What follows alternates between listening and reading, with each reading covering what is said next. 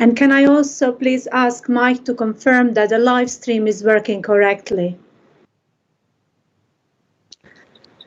Thank you, Chair. And firstly, good evening and welcome to councillors, colleagues and members of the public viewing tonight's proceedings. Firstly, just to address the point the Chair raised, I can confirm the live stream is operating correctly, so we are live, thankfully. We've confirmed that the Chair can see and hear us clearly, so I'll move through those members of the committee in turn. So firstly, Councillor Clark, good evening, can you hear us? Hi, I can hear and see. Perfect, thank you. Is Councillor Byrne joining us at this stage? Not indicating presence. Councillor Coleman. Hello, I'm present and I can hear. Excellent, thank you. Councillor Gorn doesn't appear to be present. Councillor Knight. No. Councillor Lavelle at this stage hasn't yet joined us. We'll move on to Councillor Chris Brown. Yep, all good. Excellent, thank you. Councillor Crone. Hi, Mike. All good, thank you. Thank you, much appreciated. That appears to conclude the members of the committee who are present. And welcome also to our cabinet member, Councillor Laura Robertson-Collins. Can you hear us okay? Hi, Mike. I can hear you at the moment. Everything's working. Touch wood. And to Councillor Amelia, welcome. Can you hear us okay? Yeah, I can see and hear everyone. Excellent. As I've been speaking, I'm pleased to welcome Councillor Anthony Lavelle to this evening's meeting. Anthony, can you hear us okay? Evening, Mike. I can hear everyone okay. Excellent. That's smashing. I think we're in a position now to proceed, Chair, if I can revert to you, please. Thank you, colleagues. Thank you very much. And as usual, can I please request all to leave your microphones on mute during the meeting until you want to comment? And may I also please officers to turn off your cameras unless you are addressing the committee. So when you wish to speak, could you please raise your virtual hand up or just get my attention on screen? Thank you. Do we have any notification of apologies for absence, Mike? None have been submitted directly to me, Chair, no. Councillor Rasmussen submitted apologies to me, please. Anyone else with any apologies? Okay, thank you. So we can move on to our item number 1, which is declaration of interests. Can I please ask members if they have any interest to declare relating to the items of business on this evening's agenda? None, thank you. Minutes of last meeting. Can I please refer you to pages 1 to 22 of the agenda pack, which compromises the minutes of our last meeting, which was last year, 25th of November 2020. Anyone has any comments or questions, please, from members? No, thank you. So can I move that the minutes be approved? Is that agreed, please? Thank you. Taking that as yes, thank you. Okay, we are now going to move on to item number 3, which is the cabinet member update, which is on the pages of 17 to 22. I trust that you have all read this update. However, I would still like to invite Councillor Robertson-Collins, our cabinet member for Environment and Sustainability, to introduce her cabinet member update and tell us a bit about it. Thank you, Laura. Thank you very much, Chair. Yes, you should have had the written report. It did go out with the agenda last week, but I understand everyone's extremely busy at the moment, particularly as we're now, as councillors, allowed back out onto the streets to campaign. So I expect you've all been very busy. There's 6 pages there, but 1 page is just pictures, just to kind of, with of us, a few alley greening projects and so on. So there's only 5 pages you've actually got to read of words. So just to recap, as this is actually the last meeting, as you've said, of this municipal year, it's actually only been 20 months that I've been in this position and that we've been meeting as this committee. It's a bit like the pandemic, though, sort of being cabinet member for environment. Both time seems to go extremely slowly and extremely fast at the same time in a kind of weird, warped way. So 20 months I've been in this post, but sometimes it feels like 2 minutes and sometimes it feels like several hundred years. So we have made some good progress in that time, but also nowhere near enough progress. And I would very much hope that whatever happens going forward after May, that this work is embedded and continued and speeded up. This is obviously supposed to be a climate emergency that we're dealing with. So yes, onto the report itself. So the first thing that I particularly wanted to do was to thank everyone who'd done the carbon literacy training. It's really important that we embed that understanding as widely as we can, particularly in the council and particularly with elected members who can take that information out into their political parties and to their residents and so on. There's at least 30 councillors have participated in that, which I'm really pleased with, from all parties, and thanks to everyone who gave up quite a lot of the time. There's been at least 7 hours of online teaching that we've done, and I think it was done in a very comradely and collegiate way and cooperative way, so thank you for those who participated. You should have had your information about the follow-up work for that, because you do need to complete the written work to get the accreditation. And it would be great if as many people as possible could, both so that you've got that accreditation as an individual, but also so that we can say as an authority, you know, we've got a really large proportion of our councillors actually accredited with that. You should have had an email from Nick Paracella with some information about that. I won't hound people at this stage. As I say, we've just gone back out to get on with our campaigning, but certainly in the next couple of months, we will make sure that's chased up. And I will personally try and make sure that people are recognised as well if they get that accreditation, because I think it's really important that if you undertake that learning and you make that commitment, that you get recognised for that effort that you've made. The next item that I've drawn attention to is regarding the Cabinet report, the Zero Carbon Route Map. That went to Cabinet on Friday. Really pleased to finally get that over the line. As with a lot of things, things have been delayed because of capacity and lack of capacity due to the health emergency and so on. So I'm really pleased we've got that through, and that we can make sure that that work now becomes absolutely established and embedded. It's the first part of a lot of work. We heard from Eunomia at the last meeting, and this is kind of the first stage where we're kind of really setting out what the problems are, and some basic options of how we can deal with those before the second part of the report will come back to members on this committee in a few months' time to look at more detailed options and following on from more consultation at every level in the city. I'm sure people in this committee are familiar with the main problems, but basically the report shows clearly that housing and on-road transport are the main areas where, both as a local authority, we have some control and some ability to act, and also that they would be the biggest areas where they'd have the most impact. With regard to housing in particular, I've put you've got the link there to the report, and I've put some details into my report. Everyone will be aware that the housing in this city is extremely old, that much older than other places, but even compared with other core cities, is particularly old. It's a large proportion is pre-First World War, and most of it is pre-Second World War. That gives us a very, very big problem in terms of the costs of heating and the emissions coming out of those houses. So there's an enormous ask in terms of retrofitting there. We did get a small amount of money the other day, 19th of February, the Green Homes Grant was approved. We're holding that for the city region. There's about 50 houses in Picton being targeted with that funding. But of course, that's a drop in the ocean. We've got tens of thousands of houses that need retrofitting. It does, however, present an opportunity for skills, for regeneration of the city, for jobs, for employment. But we do need government help to get that work done. With regard to new housing, we do have a bit more control over that, obviously, because in terms of planning policy, we can make sure that we absolutely prioritise sustainability in terms of housing policy.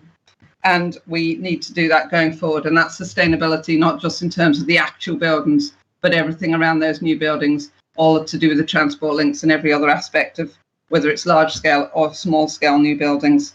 So hopefully we will be getting updates from Samantha Campbell and so on about how we're embedding that in planning.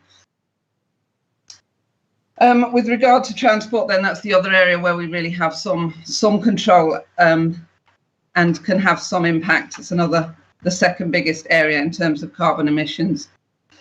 We've talked a lot about active travel and public transport on this committee, and I know everyone here is very committed to both of those and also is aware of how one can sometimes conflict with the other. Very pleased that the decision about buses on Lime Street has been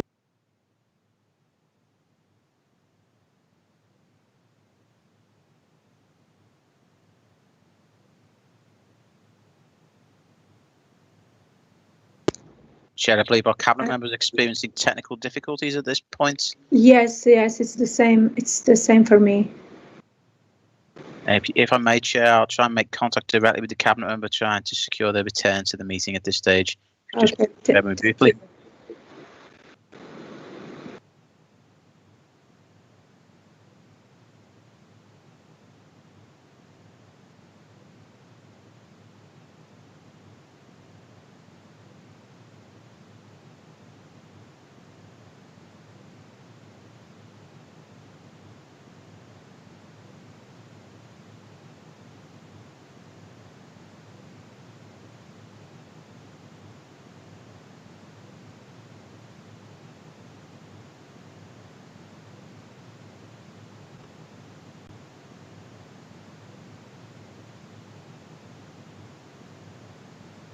Just to confirm, the cabinet member is rejoining us briefly, having just experienced some technical difficulties, so hopefully it won't be too long. Thank you, everyone, for your respective patience. Thank you.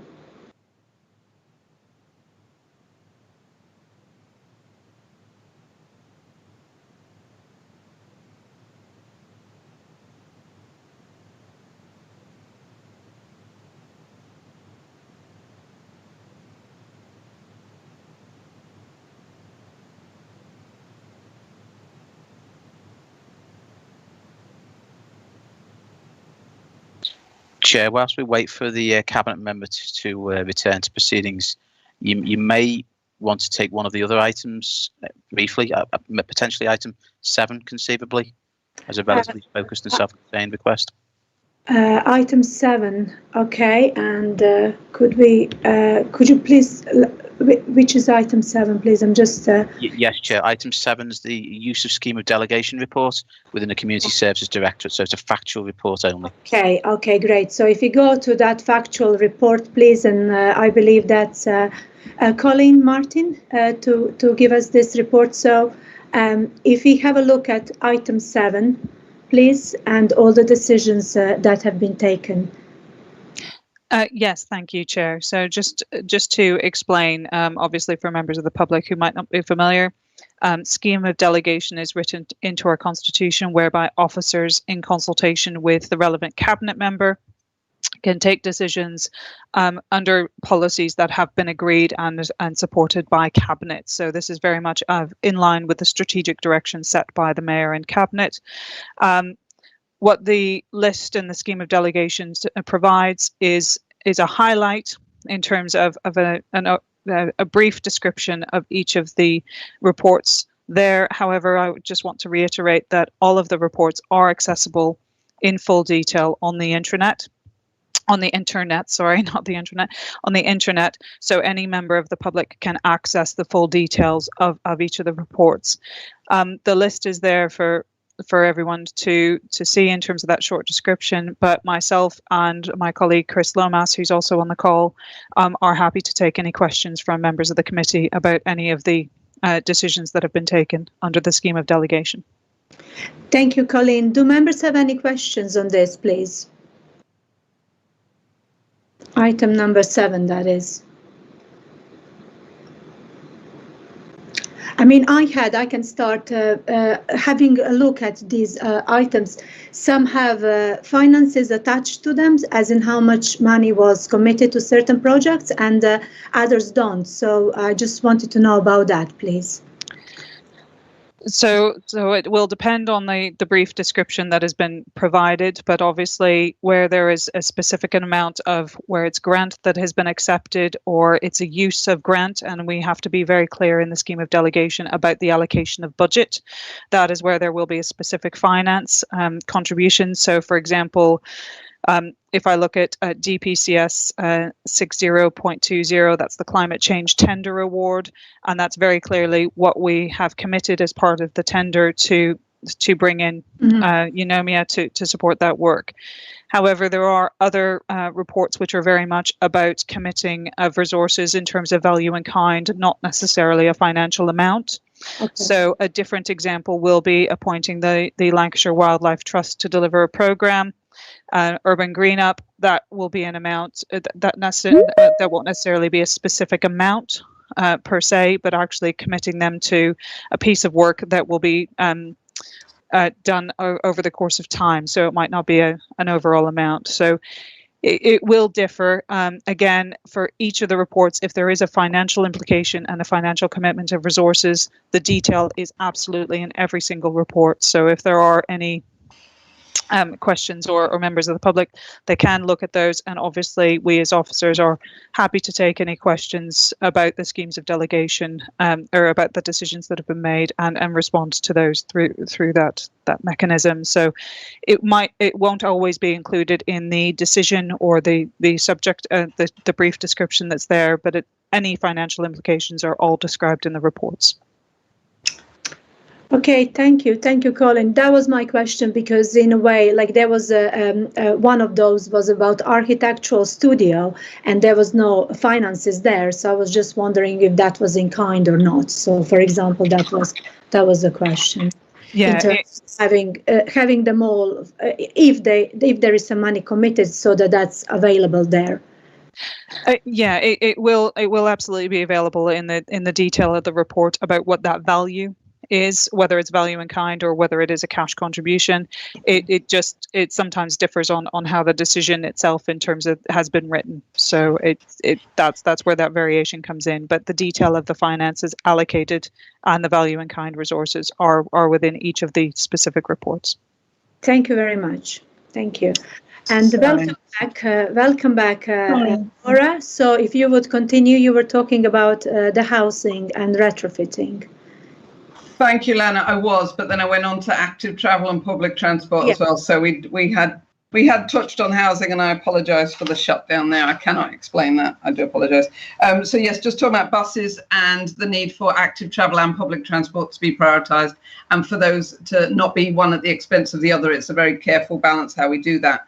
And I was thanking Councillors Connor and Parsons, who were at the Highways and Public Spaces Representation Committee, and asked for the decision on the Lime Street buses to be re-looked at, which we're really pleased with, because we do need to rethink some of those priorities. So I'm really pleased that that's being looked at again.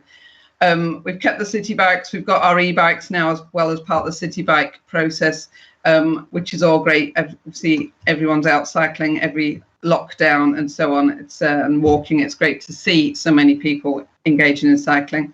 We've got the consultation that's going on again online that Councillor Connor launched the other day. So do make sure you input, particularly with regard to your local knowledge in your own areas, but make sure that we engage in that so that we can spend the money on the active travel, on the pop-up lanes, on the cycle lanes, and try and embed that and make sure they're the way we would want them. They're accessible, they're inclusive, they're where we need them, and that they can be there for going forwards, not just temporarily. Some good news with regard to public transport as well from the combined authority, the transport authority at the city region, is a lot of money being invested in making some more of our stations fully accessible, so they'll be fully wheelchair accessible. That includes Hunts Cross and St Michael's and Broad Green stations in Liverpool, which is really good news in terms of making sure that our public transport is inclusive. But we will have to give much more thought and priority to buses, because really without buses there is no hope of getting any serious shift away from the use of the private motor vehicle. And whether that's electric or even if it's not burning fossil fuel, it's still causing a lot of problems. And we just simply don't have the space for the continued expansion of everyone having a car or 3 cars or 5 cars in their household. It has to stop. We can't go on like that. So we do need to absolutely prioritise both active travel and, of course, public transport. With regard to the natural environment, everyone here knows that that's something I've been really prioritising and trying to promote and trying to pull things together. There's a lot of good things been happening across the city and in the council on natural environment, but kind of it wasn't given the priority that I would have liked. So I'm glad that we have moved forward on that.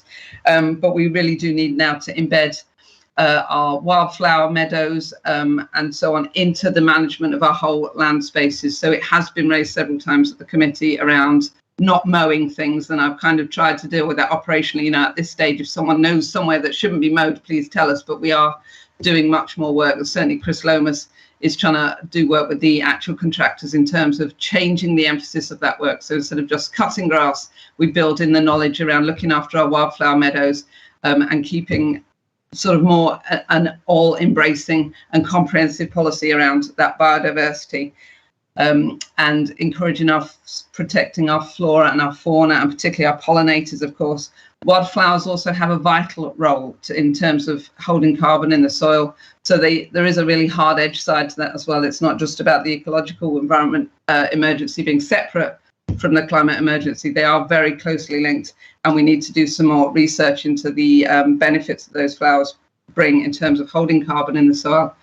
And hopefully the route map will incorporate that more going forward. It did just say that it would be in the next stage of the reporting. It hasn't been particularly dealt with in this stage, but there's a lot of work going on. There's a lot of new meadows being planted in the next couple of weeks at various places around the city, and looking after the ones we've already planted. Quickly going on to waste reduction, there is money available for grants for projects for waste reduction. Obviously, we have our mayoral neighbourhood funds. There's lots you can do locally in terms of encouraging composting, putting communal composters into alleyways, buying home composters if you've got residents who are lucky enough to have gardens.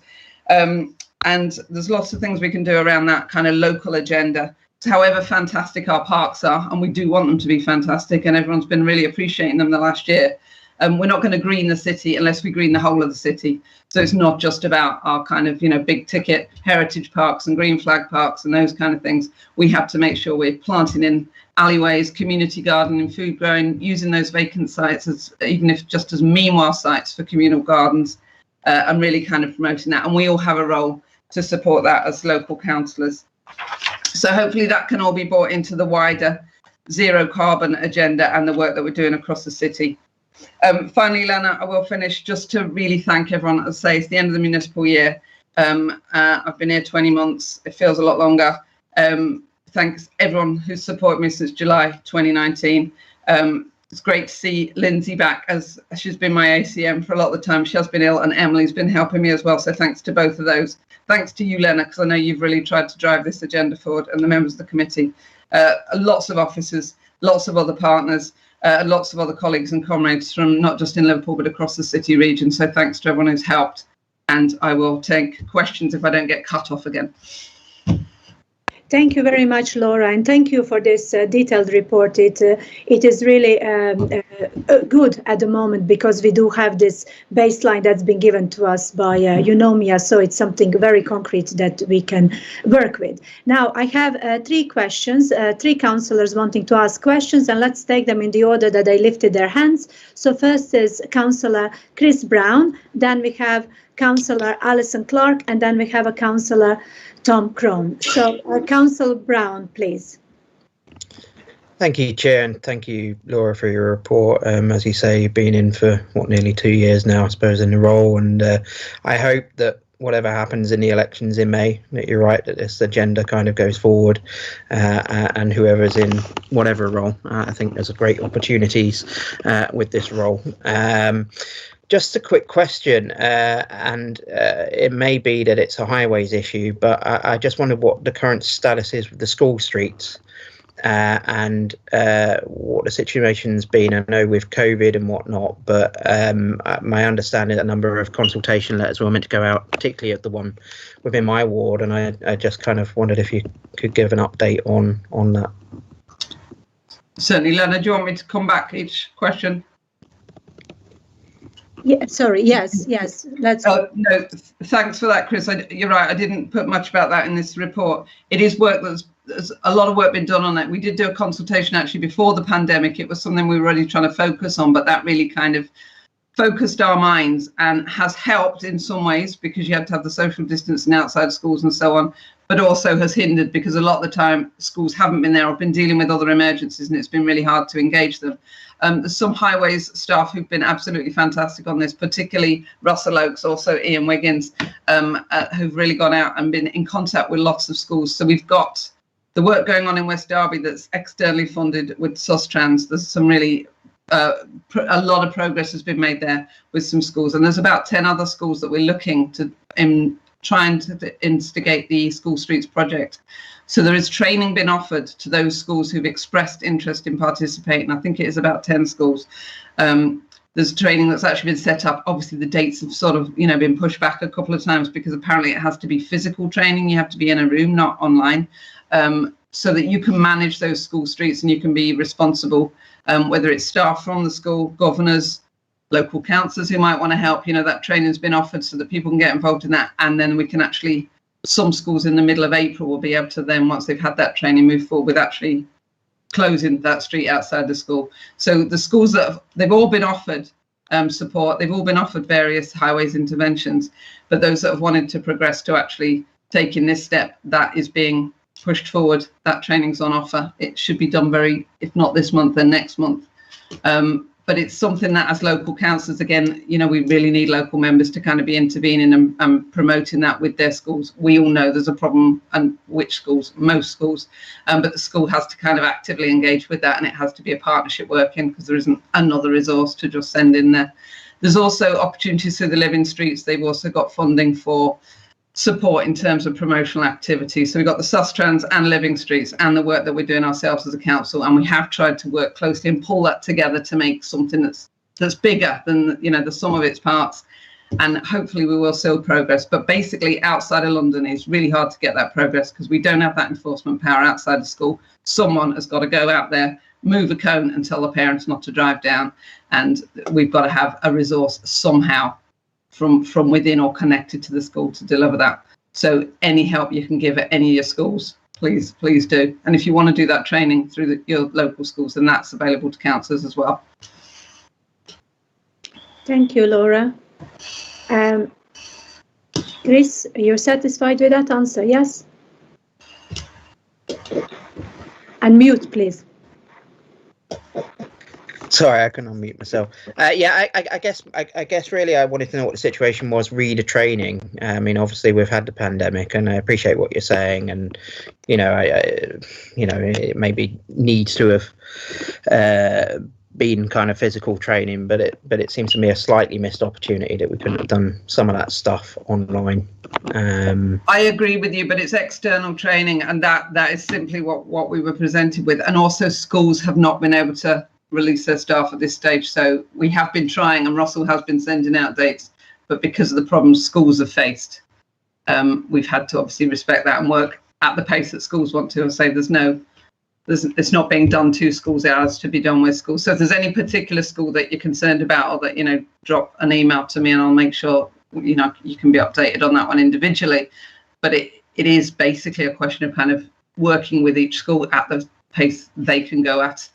There's nothing we can kind of impose that we don't have anything to impose it with. But it's the schools that have delayed it, not our side. Okay, thank you. Can we now please move on to Councillor Alison Clark? You had a question? Thanks for your report, Laura. I have 3 questions. I don't know, do you want to take them one at a time, or do you want me to give my questions and then respond one by one? You don't worry. So the first question was just really around funding, Laura, because you mentioned, particularly in respect to retrofitting, that the funding that you currently have is like a drop in the ocean, and this is going to be a massive thing for us to undertake, isn't it, given our housing stock and so on.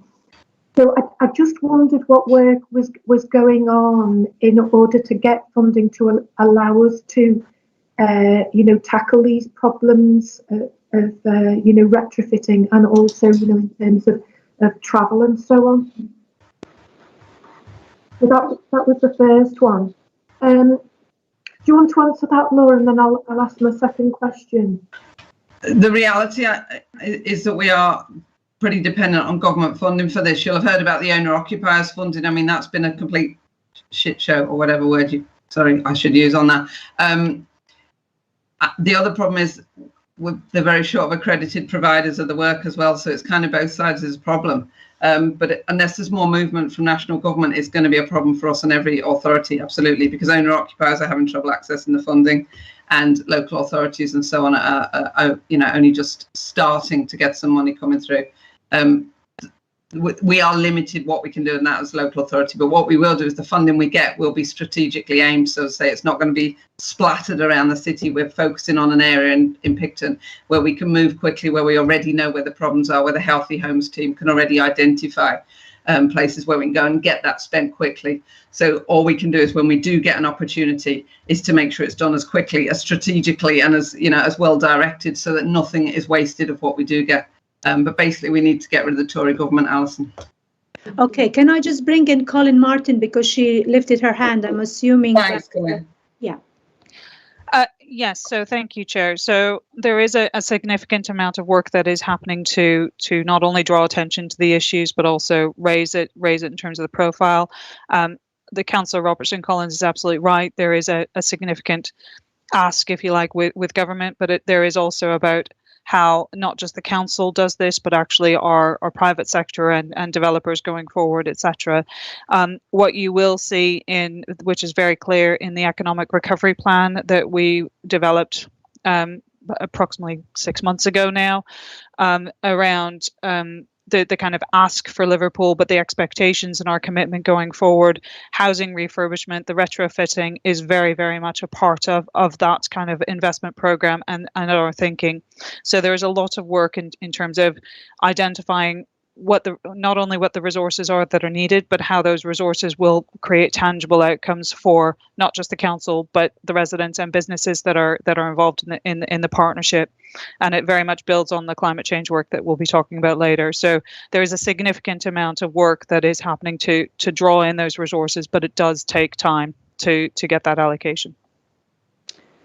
Thank you, Colin. And just a reminder, we did have that presentation on Liverpool Economic Recovery Plan, which did include that task from the government. So it would be good that we keep at it and to understand where we are with that.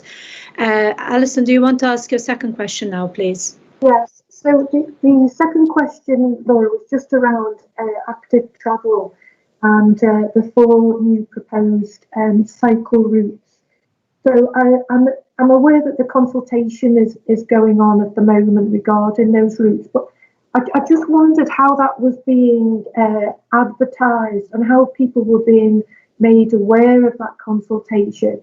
And also, because it's online, I just wondered whether people are able to contribute in any other way, because, during the pandemic, it's really highlighted the problem of digital access, and having another way that people can actually respond to that consultation might be really helpful.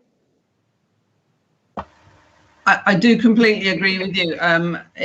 And without offloading responsibility, it does sit operationally with Councillor Connor, but obviously I've been involved, with it in the wider sense.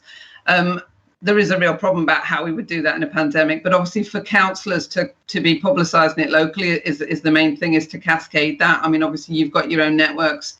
If councillors can, put it on leaflets or raise it through their own email or whatever else, where you're keeping in contact with residents at the moment, it is very difficult.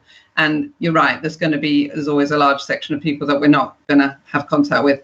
I think it's just at this stage about getting more information about, as I say, there are things around conflicting with public transport and cycling facilities, and how we kind of take all those interests forward.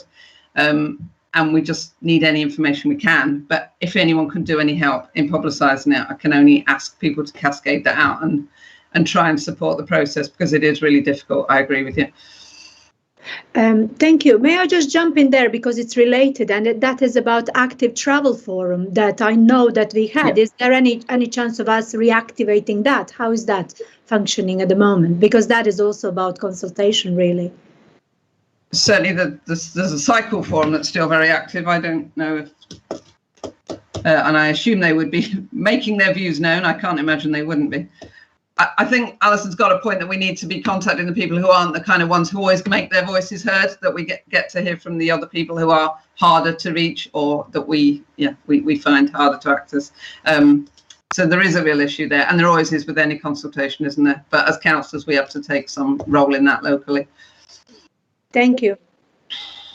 One of the reasons I asked that question, Laura, is because I'm aware we had some information today from Jane Rogers regarding living streets, and we were able to look at some of the responses within our own wards.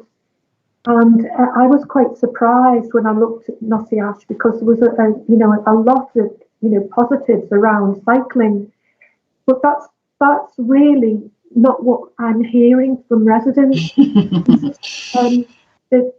The things that I'm picking up within the ward are quite the opposite, and yet there was all this sort of positive response on the information that we had from Jane. So it kind of made me think, about who was responding, and is it people who are, highly motivated, they're already cycling, they're already, kind of aware, and it's probably not those people that we maybe need to be reaching out to. I completely agree with you that if you're already interested in the issue, you're going to be motivated to make your views known. Absolutely, which is why, it's down to people like elected councillors to go and advocate for those people who don't normally have their voices heard. But there'll be different issues in different wards. I mean, it depends what it is that's proposed and what it is you need in your ward, but basically you need to do it, Alison. Sorry. There's no easy answer on this. However we do it, it's difficult, and people who are motivated to make their views heard will always be the ones who get heard. Yeah, and we have to try and make sure it's a more balanced view, because we have to represent everyone and make sure, as I say, buses aren't conflicted by putting in a cycle lane, but we are putting in the sufficient cycle infrastructure, that we have good cycling facilities, but we can absolutely be promoting public transport. And that is a really hard thing to balance. It's difficult. There is no easy answer on this. The thing I wanted to ask about, Laura, was in terms of the carbon literacy training. So there was a second session to allow people to become accredited. Is that going to be repeated at all for councillors who couldn't make that second session? I would very much hope so, but I don't have that pinned down at the moment. What we do need to do is make sure some people go right through that process and actually finish it, because I say even the people who've done those 2 sessions have still got their homework to do. But hopefully in the next municipal year, I keep going to say academic year, it's because I have a lot of students in my ward. In the next municipal year, we'll obviously have new councillors coming in, so it would be nice to kind of offer that again and pick up people who haven't had time to complete it yet. So that would be my aim. But I don't know who'll be in charge by then. But if it's me, then yes. Okay. Thank you. Thanks. It might be a good idea to actually make it compulsory for all the new councillors, because that's something that we really need to do as the council. I did have that written in somewhere to say, so I'm just putting it in now. Thank you. That's all, Alison, right? Okay. So may I please bring in now Councillor Crone, please. Thank you, Chair, and thank you, Laura, for your report. So just to start by saying, looking at some of the recent developments, obviously it's taken 20 months for things to really get going, and that's completely understandable considering the year that we've just had. I have to say that the carbon literacy training, I thought that was really high quality and really worthwhile. And I've also enjoyed reading the report that Eunomia has produced for us. I thought that was a really good first effort, a first kind of starting point for how we start to radically reduce carbon emissions. So I'm really encouraged by those things. But when you look through, for example, the transport section, it is calling for very bold, very radical changes. So my first question is, how confident are you that you can get your cabinet on board with those kinds of decisions that are going to, that are certainly going to be noticed? They're not business as usual decisions. They are going to require some fairly brave decision making. How confident are you of being able to get your colleagues in the cabinet to agree to that, as well as officers across multiple departments to make those kinds of decisions? My second question was, in your report, you mentioned Lime Street remaining open for buses only. So can you confirm whether this means that the 82D and the 86D, which go from the south of Liverpool up to Dale Street for commuter bus users, will still be able to continue? And my third question is that. So my third question was regarding retrofit. Housing is obviously going to need to be an enormous priority as we try to reduce carbon emissions. I note that £1.38 million is potentially on the table, but this will only retrofit 120 homes. Do Labour Party members regret voting down the Green Party budget amendment that would have created a £25 million budget that could have been spent on this kind of thing? And are you going to be able to secure alternative sources of funding to do the retrofit work that needs to be done? Thank you. Okay, with regard to, in terms to, you're right about the Eunomia report. I was pleased to see kind of how hard hitting that was in terms of it said you can't carry on managing congestion, blah, blah, blah. You've got to have a significant modal shift, because some of us have been saying that for quite some time, Tom, and I'm sure you will agree that I've been saying it as well. But yes, it hasn't always been heard. It's also been, since I've been appointed, dealing with decisions that were made a long time ago that feed through in the processes of local authority funding and changes and the connectivity scheme. You know, decisions were made years ago and they wouldn't have been what we would have decided now, of course. So I'm very pleased that the decision about Lime Street is being reviewed. As I said, I'm really pleased and thank the panel for doing that. And for the Labour members who went to lobby for that, because some people have, you know, raised the issue but didn't turn up to the meeting to lobby for it. So good for my Labour colleagues who went to lobby for that. It's up to the bus companies, of course, where the bus provision is provided. But clearly, if the road was closed to them, then that was not possible that they could have provided that. So that the point of having that reviewed was to keep that option open. It's temporarily shut at the moment because of the work, as you know, and they've moved the buses off it temporarily. And things are very different with buses at the moment anyway, because of bus use and people not going to work and so on. The aim of re-looking at that decision was so that the service could continue. Obviously, that was the whole point of it. So working with the bus companies, we hope that that will be all become possible again. What it does now is it means we haven't ruled anything out, which is where I wanted to be now. So it did take me a long time to get there, but we got there in the end. With regard to the cabinet, I mean, the cabinet more recently have absolutely moved impressively on some of this stuff, and you can see from the progress reported in here.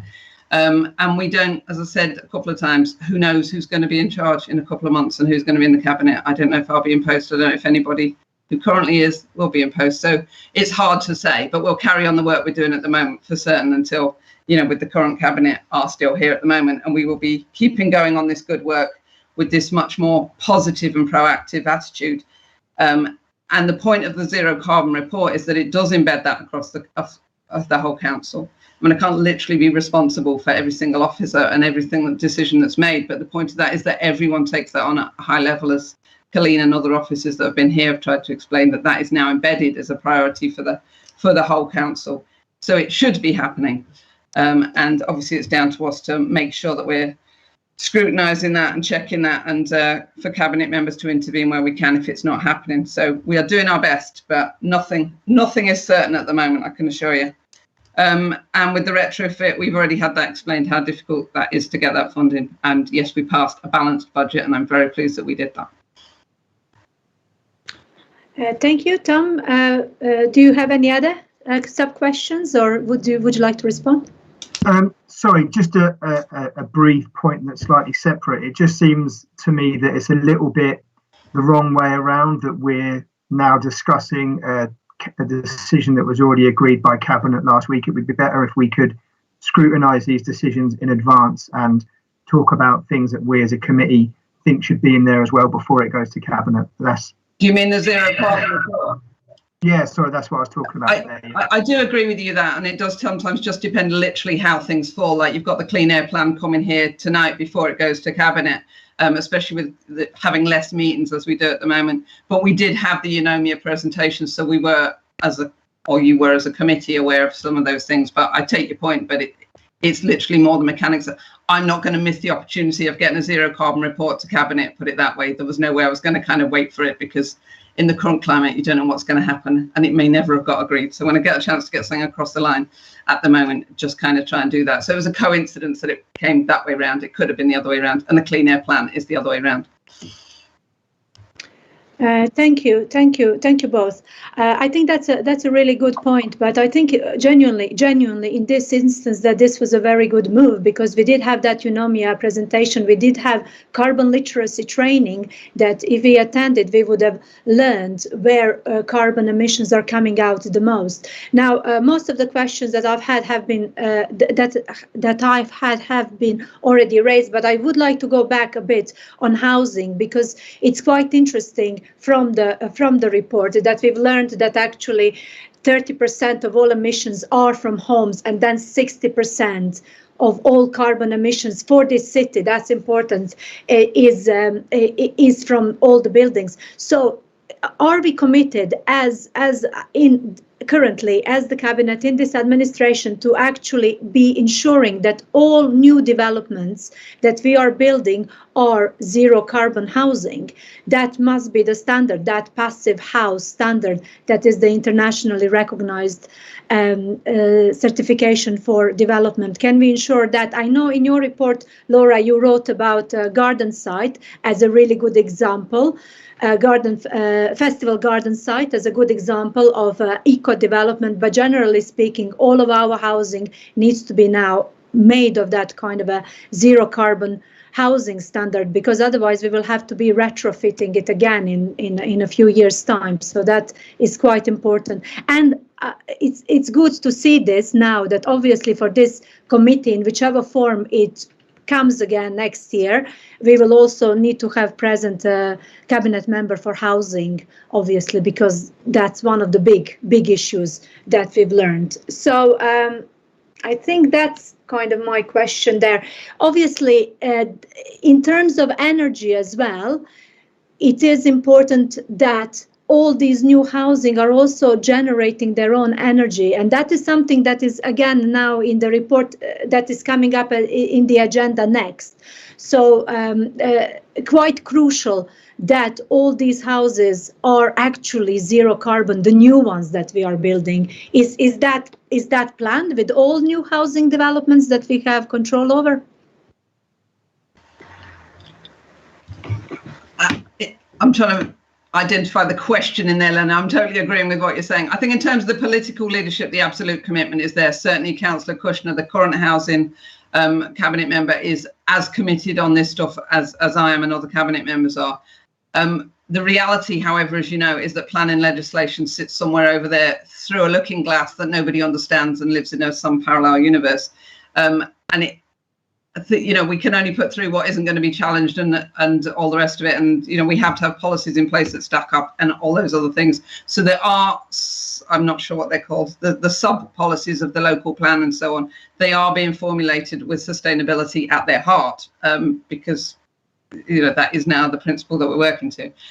The reality of how that filters down through planning committee, through applications and stuff, is much more difficult, because if we're asking for things that we can't stack up how we're asking for them, that will simply be challenged as at the inspectorate level or whatever, and things get overturned. Planning decisions we've made get overturned.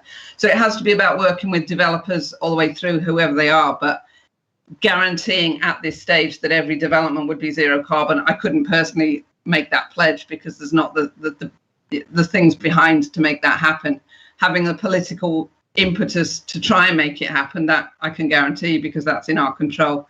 But it is extremely difficult, and if national standards aren't set, and support for local authorities as well as funding, but legislative support isn't coming through, then it's going to be an enormous struggle. But you're right, if you don't start doing it now, then it's completely ridiculous that you're setting yourselves up for increasing the carbon problem instead of helping to resolve it.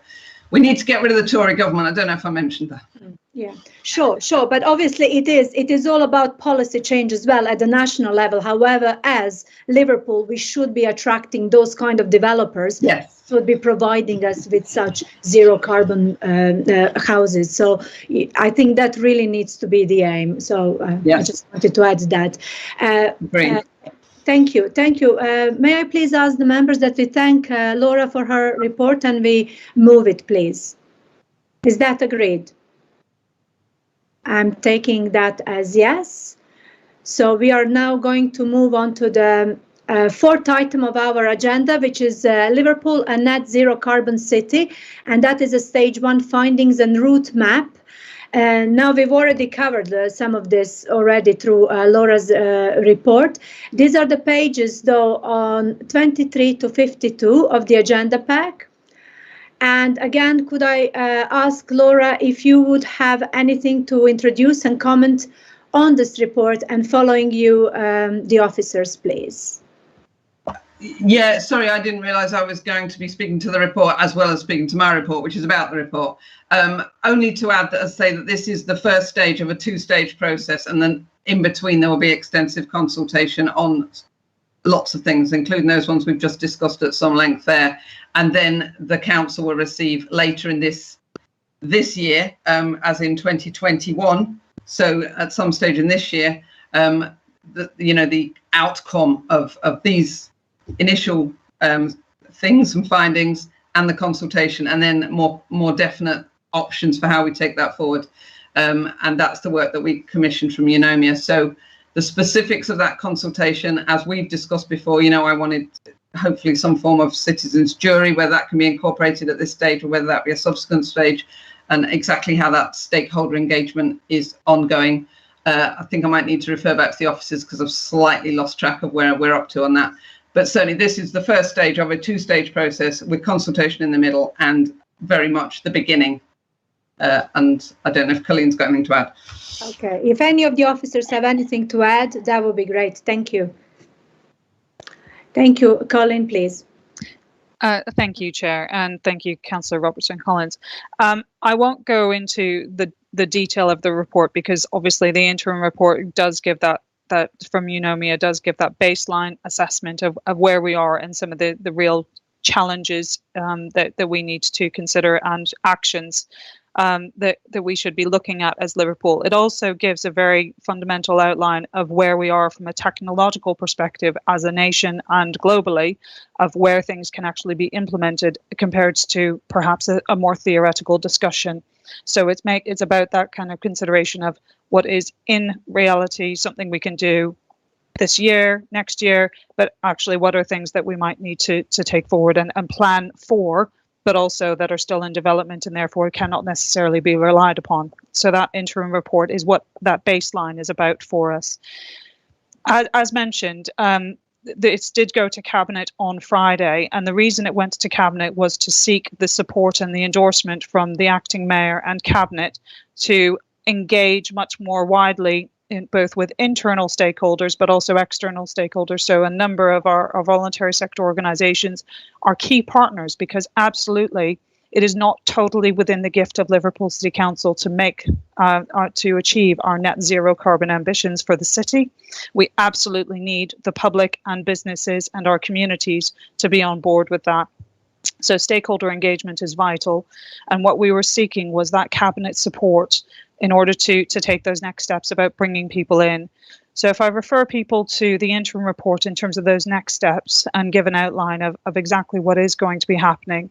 So we will be continuing to do a significant amount of analysis and further assessments against some of the methods and the mechanisms that we might be able to adopt, where that looks like in terms of not just Liverpool's baseline, but looking at trends and directions of travel that we already have and what that might look like and where we can have the most impact for the decisions that we're making, because not everything will have the same impact, and there might be a combination of things that will get us further along our journey to net zero compared to others, and that obviously takes a significant amount of evidentiary analysis. The stakeholder engagement is absolutely vital, because testing actions with key stakeholders is fundamental. We cannot decide to do something and then picking up the points that have been made, saying that that's the right action to go for, but we aren't able to implement it because we don't have the preparations in place. So the testing out of those key actions, and also our stakeholders might have a different direction of travel, or may actually say we have a different idea that could achieve the same outcome. And that's the really fundamental part. And obviously within this, it's also looking at the city's resilience to the impacts of climate change. Of course, we want to achieve net zero, but we are seeing some of the significant impacts in terms of our infrastructure, in terms of some of the storms that we've already seen over the past few years. So it is about preparations to be more resilient, to climate change as well. So those are the next key steps. I won't go that much further on this particular report. I'm happy to take any questions, but I will be talking in a little bit more detail about particularly the transport and air quality next steps in terms of our compliance. But obviously, members will have had the opportunity to read the report, as will members of the public. Thank you. May I please bring in Councillor Crone? Thank you, Chair. And thank you, Colin, for just presenting that. I think it's, like I said before, I do think it's a really good start, this report. I've got, tons of questions about each section, and this probably isn't the forum to sort of go through each one of those. So I'm really interested just to know what the next steps are going to be in terms of consultation. Will we as committee members have the opportunity to maybe have a detailed workshop to be able to ask lots of specific questions about the report? And what is going to be facilitated to help us move this forward? So if I can respond to that. So as part of our agreement with Eunomia, as part of the development, we have a significant amount of time set aside for stakeholder engagement. We obviously see the members of the committee as important members of our internal stakeholder engagement and going through that. What I cannot say at this point is whether that will be specific to members of the committee or whether it will be broader in terms of more ward councillors and other cabinet members, because obviously we need to have everyone on board. We will be setting out a schedule now that cabinet have agreed, having only just agreed on Friday, a schedule for stakeholder engagement, and obviously committee members will be involved in that stakeholder engagement and have the opportunity to participate. What I don't have for you at this point is the detailed design of that, but it will be out shortly. Thank you very much, Colin, and I think that's really good. The more councillors are involved, the better, just like with carbon literacy training, which we initially taught just for this committee, but actually the more councillors, the better, because it is that way we can engage the community. We have a hand raised from Councillor Clark, please. Alison, please.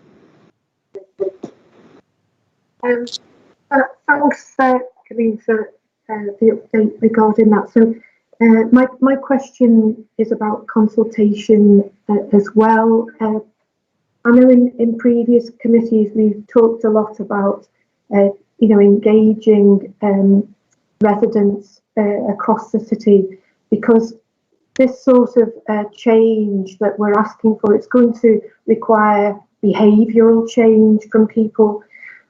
So I'm just wondering what things Eunomia have in mind in terms of education for residents, how they're going to engage with people and take them with us, because I think that's going to be absolutely essential in this work. So again, the stakeholder engagement will encompass communications to residents, and obviously this is why we do need internal and external stakeholders on board, because it cannot just be down to Eunomia. It has to be down to a wider partnership approach for this in terms of talking to our communities and to our residents. There will be a series of communications. There will be some development for those who have participated in the carbon literacy training. You will understand how important it is to continue to give information, to continue to give options for change that suit people's lifestyles and give them opportunities of not taking everyone to exactly the same point at the same time, recognizing that people are working from different starting points. So there is that broader plan. What I would just like to stress is there is obviously what we're talking about now is the stakeholder engagement to help to start to inform the actions that will be most suitable for Liverpool in terms of achieving our net zero carbon, where we do need residents to be on board and perhaps participate in the behaviour changes that will come alongside that. There will be subsequently, as mentioned in the report itself that went to Cabinet, a further report to Cabinet about the plan that will be informed by that input from internal and external stakeholders. And external stakeholders, whilst it might not be every single resident in Liverpool, but we will be obviously communicating, and we will be seeking kind of the voice, if you like, of our communities and of our residents. Again, what I cannot give you at this point in time, but we will be sharing, is a plan of what that stakeholder engagement is going to look like and how that communication mechanism is going to be laid out. But that is not something we have here tonight, again, because we have been developing it in outline, but obviously needed Cabinet support to be able to do that. So we will be doing that, but we will be sharing it in a period of time of how residents and going forward what that will look like as well. So again, I can't give you the detail, and I don't think it would be appropriate to give you anything more than that, but residents are absolutely fundamental to our progress and to our success. Thank you, Colin. Laura? Thanks, yeah. I think there's also maybe a slight danger of almost over theorizing, kind of, when we're talking about, you know, engaging people with a zero carbon agenda and so on. It should be embedded as local councillors in some of that work that we're doing all the time anyway. So I know I keep going on about, if there's a problem at your school gate, you know, for you to engage directly and try and liaise between highways and the school. You know, if you, in the work that you're doing in terms of community growing, wildflowers, all those other basic, really good councillor things that lots of us are engaged in all the time anyway. It's about building that into that education of the wider community, isn't it? So when people keep complaining that they can't park because there are too many cars, and we have to take that on. We can't keep saying, oh, we'll get you some more yellow lines, or we'll get you whatever. When people are saying the bins are full in the park, the bins are full in the park because people are making too much waste in the park. You know, either take your waste home or, you know, do something else with it. Don't just think, oh, someone else will clear it up. We're not going to just keep putting more bins in the park. We have to start challenging some of that stuff that we're all engaged in, not just day to day, but like minute by minute, hour to hour, all that kind of work. So it's about kind of embedding, isn't it, and that mindset change through us in those greater global changes that we need to make, in kind of that education and that engagement work that we're doing all the time. So we do have to face that some of these may not be that what people want to hear. They may not want to hear they can't have more bins or they can't have more yellow lines, but that's the reality of what we're saying, isn't it? We have to have less cars. You've got to use your car less. You've got to make less waste. These are the realities of it, but they're not remote things that we're not dealing with at the moment. That's what we're all dealing with every day. So I think it's about building it into what we're doing rather than kind of making it into a very separate process that it links to people's lives, as Colleen was saying. Could I just come back in? Yeah. Go on, yes, please. So it was just to say, really, I mean, agreeing with Councillor Crone that, you know, the advantage of the Eunomia reports is that it gives us, you know, more kind of evidence of where we should be focusing our efforts, and it means that, you know, we now know where we're going to get the most gain, really, what you know, actions we should be taking to get the most in terms of getting towards zero carbon by 2030. So I suppose I'd be interested in kind of hearing from you and Colleen your thoughts on how we're going to kind of structure the work that we're doing as a committee going forward. And, you know, we did have these sort of work streams, didn't we? And whether we still think that that's a good way of approaching things, or whether we think that, you know, scrutiny panels might be a better way forward at this point, because, you know, we can do this more focused work. So. Thank you, Alison. I think probably, can I just come in onto this as a chair as well, because that has to do with the structure of the committee and terms of reference, really, and how we will, as the committee, move into the next municipal year. So in that sense, my understanding is, looking at this really important report, is that we've learned that 97% of all of our emissions are basically coming from housing or building stock and then transport. So these two, not to now not do any work on all the other very important things that have to do with green spaces, with biodiversity, which are about very much making changes in behavior, but that in a way we can be more direct in how we are reaching 2030 zero carbon, because those are the most impactful areas where we can somehow help. So in that sense, I think that this question around the structure of the committee and the work task groups is quite an important and something to address probably in the next municipal year. But it would be good to hear from Colin maybe how it functions in terms of officers. So if I may, there are 4 thematic leads, and rather than steal their thunder, we will be reporting and giving a quick verbal report to the committee later on the agenda. So under item 6, there will be a verbal update from the 4 of us. That is how we work. We obviously work with groups of officers on those focal points. So I chair, for example, a group of officers that focus on essentially Liverpool's clean air plan, which is to meet our mandate, but also a wider programme. I can't comment at this stage, Councillor Clark, in terms of what the committee structure engagement will look like, how that will be structured, because obviously that will be in the next municipal year. It will be dependent on the kind of committee structure. But what we will do as officers is obviously work with committee services and the chair and the cabinet member to understand how we best engage both the cabinet member, the ward members, and obviously the committee members in terms of that structure going forward and what is most appropriate. Because what we have seen is, and this year is, like no other, has been like no other, as we know. So what we do need to understand is how to make the best use of the resource that we have in terms of the people that we have. So our staff and our members. And again, it is not about creating a separate strand of work. And I think that's one of the things that I would say from an officer's perspective is this is very much about embedding this basically agenda.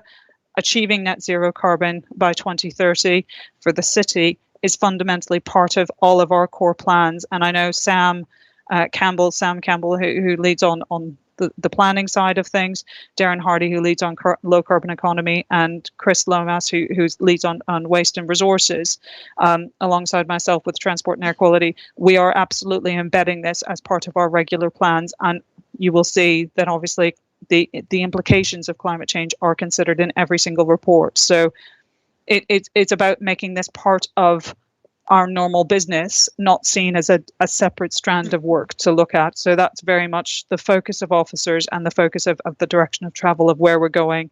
So it's every committee really needs to scrutinise the implications as well for their areas. Thank you, Colin. Do you have something to add, Laura? You have your hand raised. No. Okay. I just wanted to ask one more question since we are still on this report, please. And that's around energy, really, because as we've learned, we are going to have to change our heating systems and move towards renewable energy and let go of the gas infrastructure as well. So that's one of the big things. Now, even in the past, in some of the past reports, I spent yesterday reading all this, so I wanted to quote here. This was one of the aims from the past for Liverpool City Council, is to make substantial contribution to health equality and fuel poverty through energy efficiency and by delivering renewable and decentralized energy. Now, the report told us that we still have to obviously depend on the national grid and decarbonization of the national grid. However, given that we are in Liverpool and we have the tidal river and we have offshore farms, there was also something in the report which was talking about local opportunities for large-scale interventions such as the development of power purchase agreements with local tidal power generation and on and offshore wind generation sites, which need to be explored, even though it will not replace our dependence on the national grid. So I suppose my question is, what are we doing as the city? What steps are we taking in terms of that local and so decentralized and renewable energy generation? You might get some of those answers when we hear from Rachel, Lena, because a lot of that work has been done at city region level. So maybe to come back to that after Rachel's done the presentation on the Merseyside level work. Okay, it's just that it's very much linked to the report that was given to us as the Liverpool City Council as well. So that's why I just wanted to, just that it's there, that's an important issue that we need to be addressing in terms of our generation of energy as well. Well, thank you. And since there are no other questions, can I please ask the members that we take this report as it was given by us, by Laura and Colin, and that we move on. Is that agreed, please? I take that's a yes. Thank you. And again, may I please ask Colin, please, Colin Martin, to talk about Liverpool Clean Air Plan. Could you please introduce this clean air plan for Liverpool? Thank you. Okay, thank you. I will make this presentation very quick because I'm very conscious that Rachel does have a lot to say, and just to say that Liverpool's clean air plan is very much part of Liverpool City Region's clean air work as well. So we are absolutely a significant piece of the puzzle as well. So we work a lot in our with our neighbours. What I will do is go very quickly. The committee will recall that we have brought some of the information previously, but it's just an update, and it's a cabinet update. And picking up on Councillor Crown's earlier point about the reports going to cabinet, this report is going to be going to cabinet on the 19th of March in terms of asking cabinets to talk much more freely about a clean air zone and the prospects in Liverpool of clean air zones. So if I could just ask Mike, who's being my very helpful assistant. So thank you, Mike. So again, just to go through very quickly, the background is there. There have been the city's commitments in terms of made in September 2017 about really improving the air quality specifically. So even prior to the climate change declaration, talking about a diesel-free city centre, diesel-free fleet and buses, which is obviously significant work that we do in partnership with Mersey Travel and Liverpool City Region and Combined Authority. All of the improvements that we've always sought to make, and again embedding those, and the national requirements and the legal challenge that was made to government at the time. So if I move on to the next slide, thank you, Mike. We became a third wave city, as it's referred to. So we are actually as part of a third increment. So there were predecessors of Leeds, Birmingham, Bristol, obviously, who have been communicating about their clean air plans. They were in advance of us, including Manchester in waves 1 and 2. So we are in tandem, if you like, with those developments, but obviously we're slightly after them because of the fact that we were mandated on the third wave. What the mandate is required for Liverpool, and it's Liverpool City, not Liverpool City Region, is that we need to reduce our nitrogen dioxide emissions below the compliance level of 40 micrograms as an annual mean. And there's the specific measurements that we have to comply with, and there are reports that we give every year. What we are looking at in terms of that definition of as soon as possible for Liverpool is to be compliant by the end of 2022, early 23. And that is something that we are still in discussions with DEFRA and the Joint Air Quality Unit as well. DEFRA, in all of their mandates, proposed that a clean air zone was the quickest way, in their view, to achieve that compliance with 40 micrograms or less than 40 micrograms, and therefore every area that received a mandate around a clean air plan absolutely has to model and consider a clean air zone, and so we obviously have complied with that. In accordance with that third wave guidance that we've received, we have gathered detailed survey data, we've examined a number of possible ways forward, and we are continuing to look at the assessment of possible interventions against those objectives and the benefits criteria. So what will get us to compliance in the quickest possible time. Thank you, Mike. So moving on to the next slide.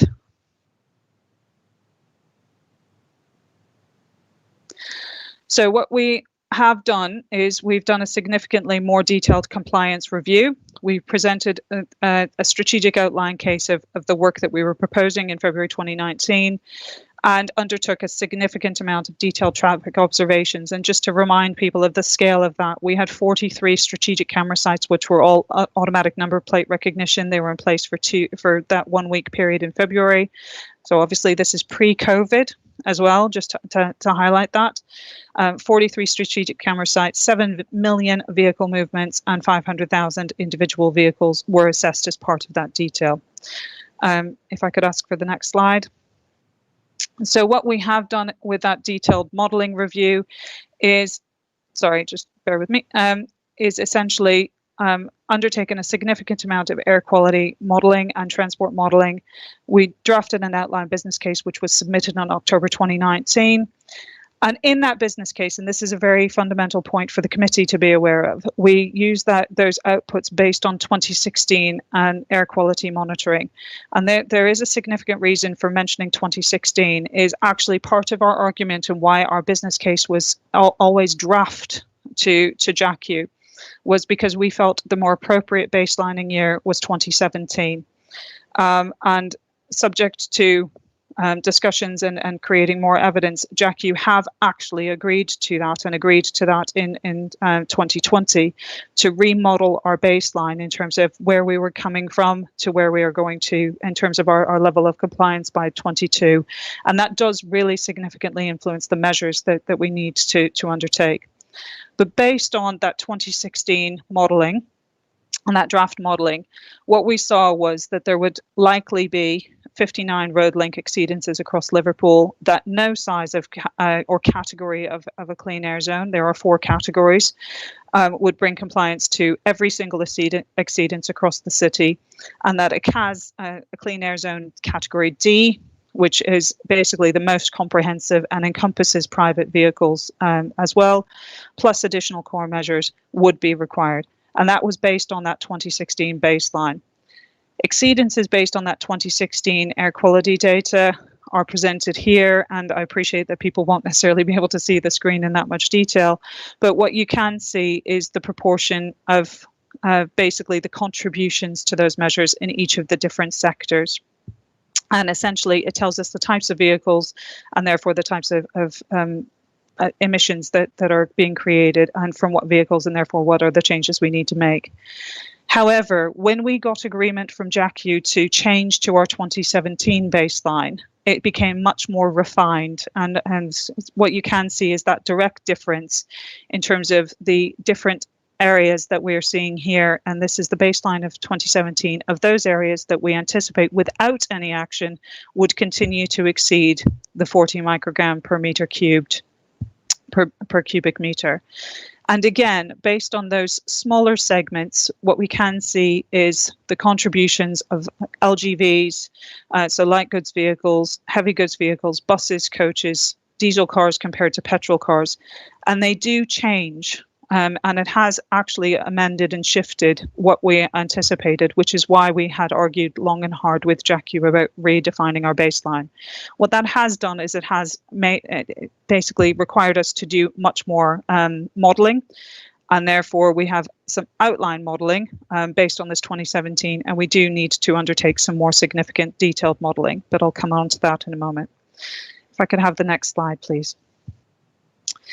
Again, this slide demonstrates that the majority of the exceedances still are situated in the city centre and on the arterial roads in and out of Liverpool, including Edge Lane, Prescott Road and the A59. The results at the moment are subject to the limitations of the modelling done so far. So, for example, the canyoning of roads, which is basically the height and size of buildings on the side of roads, do impact on the dispersal around nitrogen dioxide, and that is not yet factored into this modelling. The breakdown of traffic flows and the location of modelled receptors. And that's a really important thing, because depending on where the receptors are that measure the congestion and measure the nitrogen dioxide or particulate emissions, the NOx emissions, if they're too close to a junction, it gives us a false view, and therefore the actions we undertake may not be as appropriate or have the impact that we anticipate. So all of the roads that are modelled have now been assigned a canyon, which leads to higher modelled concentrations. So it basically tells us where there might be more intensity of that nitrogen dioxide levels. And the modelled receptor location, again, some of them were too close to junctions and and roads on some areas, another factor which could contribute to the higher concentrations that we saw in our first round of modelling. So what we are doing is looking at a number of possible interventions. As I mentioned, we absolutely still need to look at a charging clean air zone. However, based on the modelling that we've got, and certainly for 2017 modelling, we are focusing on the city centre rather than a wider zone that has been seen in some areas. So it will be focused on that. However, the geographic boundary has not yet been completely identified. Again, we are assessing on the 4 categories of the clean air zones. Again, moving on. We are looking at absolutely the alternative modal shifts, so public transport, park and ride. We recognise that we have to give viable alternatives to people in terms of, if we're asking them not to use their cars, the provision for rail and bus services, that accelerated rollout of electric buses, etc., is extremely important. Next slide, please. We're also looking at low emission fleets, so heavy goods vehicles, light fleet vehicles and waste vehicle improvements. People will be aware that as a city council, we're already moving to compressed natural gas for our fleet of vehicles, for waste vehicles, which is one of which can be seen here. And that again is about improving and reducing not only the level of nitrogen dioxide, but actually the level of carbon emissions as well from the vehicles that we have so far as a viable alternative as we speak. Taxi fleet improvement, again, working with our Hackney drivers and a private hire taxis is a fundamental change because of the way that Liverpool's modelling is looking at the moment. Again, highway network interventions, reconfiguring some of the highways, the junctions, the way they work, bus retrofit. We have been successful, and as part of our draft outline business case, getting some additional funding over and above that will be mentioned by Rachel in terms of bus retrofitting, and again looking at our electric vehicle charging infrastructure. So again, giving people that alternative. And if I could move on. We have always said as a city, we are absolutely about going beyond compliance. It's not just about achieving that level, because as we know, the World Health Organization talks about no safe levels for pollutants, but particularly around particulate matter, which is something that comes out of fossil fuels. So again, we're looking at active travel and behavioral change. So car sharing, different modes of transport, shared mobility, sustainable travel, and incentivizing tickets and travel. So again, we very much are doing this in cooperation with the combined authority. Finally, just going through our current activity and next steps, and one of the fundamental reasons for talking to the committee today is the local 2017 air quality monitoring suggested that we will have significant reductions in the NO2, in the nitrogen dioxide levels in line with national averages and the fleet upgrades. Jack, you agreed to that rebaselining, which is very important. We also agreed to use the detailed city highways transport model, which enables us to have a much more detailed insight at a local and granular level rather than a broad scientific modelling, which has been used previously. That work is still ongoing, and that is why we don't have a detailed modelled report for you today. The Cabinet report, which is going next week, talks about the updated details regarding problem and solutions. What we can say is that at this point, the modelling still indicates that a clean air zone will be required for Liverpool, but it doesn't necessarily identify the category as being ultimately requiring a CAS-D. So it is likely that we will need a higher level of clean air zone around the city centre, the boundaries of which do need to be identified and judged appropriately. But we are looking at the potential of a clean air zone, certainly at a category C, possibly higher. So the pre-scrutiny, if you like, and the reason for coming to committee tonight to talk about it is because we do want to, and picking up on the very important points that were made in the net zero carbon report, we do want to start to engage our residents and our businesses and our communities about what that prospect really looks like, and actually what their solutions are as well, and how things have changed for them in terms of COVID. Because again, I go back to a significant amount of our modelling is based on data that was gathered prior to COVID, and we already know that a number of people have changed their behaviours. So that does need to inform and provide evidence in further detail of what the best actions are for us as Liverpool going forward for our clean air plan. So we will be undertaking a significant amount of stakeholder engagement over the next 6 to 8 weeks, showing the problem, talking about different solutions, a number of which I've mentioned here today, but also asking people for their solutions and what they are looking at in terms of their own behaviour change that might have already been embedded that we haven't yet been able to take into account. Following on from the detailed modelling, which will be coming into play, and it will provide a much more accurate and realistic position on our road link exceedances, so where we are seeing those higher levels that we need to address. We are expecting them to already reduce from the number of 59, but that figure does need to be determined. And what the public engagement or that kind of stakeholder engagement with our residents and our communities will allow both the impacts of the changes required to resolve all the experiences and the evidence to support the request to develop a much more comprehensive funding package request, because ultimately part of our clean air plan does talk about the measures that we need to take, and that does inform a funding package request to the Joint Air Quality Unit and DEFRA. So what we're asking basically the committee to note at this point is very much supporting our ambition of going beyond compliance. It's not just about that minimum level, but it is going beyond compliance, and which will be over and above our request to JACU. The city does need to reach a position where wider public awareness and action that individuals need to take is absolutely understood and embedded. Reducing traffic on our roads, improving the planning for alternative fuels and necessary infrastructure. Electric vehicles are fantastic and they are great, and they are likely to become much more viable in terms of as new models become available in terms of size and scale and affordability. However, we do need to absolutely have the EV infrastructure developed and in place, and working with partners such as SP Energy Networks. Improving our public transport is vital, and the quality of that fleet, again, using the grants that we've been given as a part of that, and accessibility around and ease of movement without cars. So how do we support active travel as our plan? And improved our planning for air quality impacts of development and regeneration. Again, going back to not just the carbon emissions, but the air quality that comes with that as well. And we will be continuing to do baselining, outcomes and evaluation definition. And again, we will bring that back to both Cabinet and the committee once that is ready. But I'm happy to take any questions, and apologies because I realised that was very quick. Thank you, Colin. Do members have any questions? Yes, I can see Councillor Crone, please. Thank you, Chair. Thank you, Colin, for that very quick presentation. That was very interesting. So, obviously, the focus of this clean air zone is to reduce nitrogen oxides quite specifically. But we're here in the Climate Change Committee, so we have the kind of wider goal of trying to get the city to zero carbon.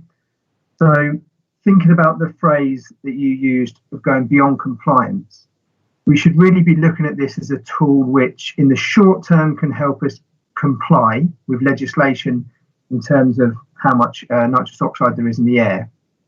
But in the long term, as we try to each year reduce the amount of carbon dioxide being emitted, we can maybe tweak it to make it more to change what it achieves. So should we be looking at a citywide scheme of some sort, or at least designing it so that it could be citywide, and thinking about wider goals for it in terms of, in time, could we have some kind of, for example, if it was a smart system where we could introduce in a couple of years a peak time charge for using the car, and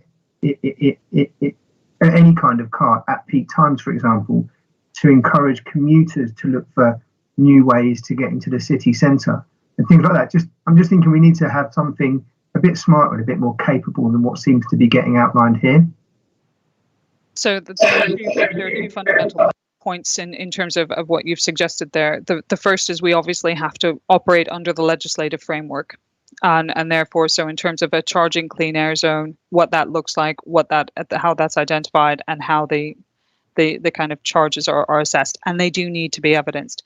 What I can reassure you and the committee of is that absolutely the transport and air quality work that we are doing on the Clean Air Plan is absolutely and wholeheartedly dovetailing with our commitment to get to net zero carbon in 2030.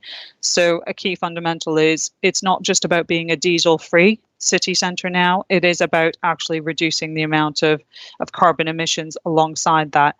The difference is what a clean air zone, a charging clean air zone, can give us compared to a broader kind of clean air plan.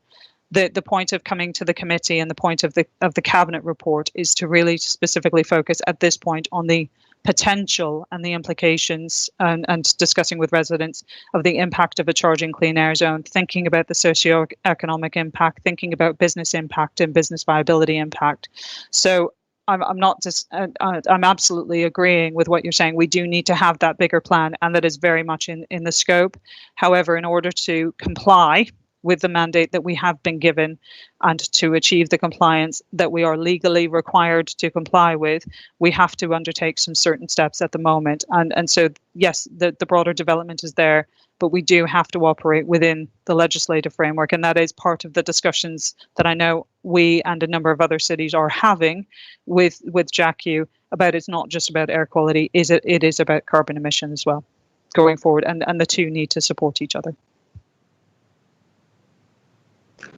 Thank you very much, Colin.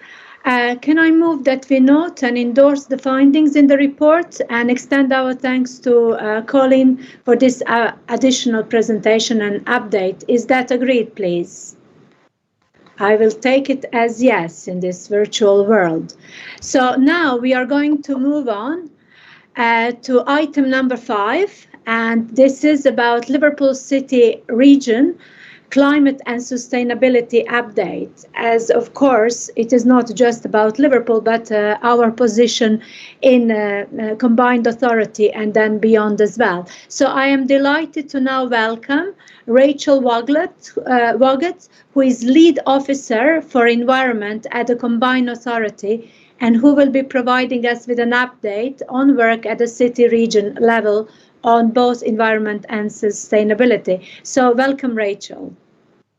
Thank you very much, Chair. Thank you for welcoming me today. I'm just going to share my screen. I'm not going to do a Chris Whitty and rely on poor Mike to bring it forward. Okay. Hopefully, you can all see my screen at this point. What I have done is put together just a short presentation, partly so that you have something to refer to, but also because in the time that I know you all have this evening, you have an awful lot to get through on your agenda, which is not surprising given how wide environment and climate change is as an agenda. All I can do really is to scratch the surface of this subject, but I'd like to reassure you, I've put my email address on there. Any questions that you have after the event, please come back and ask. Okay. First of all, thank you very much for welcoming me, giving me the opportunity to speak to you about this.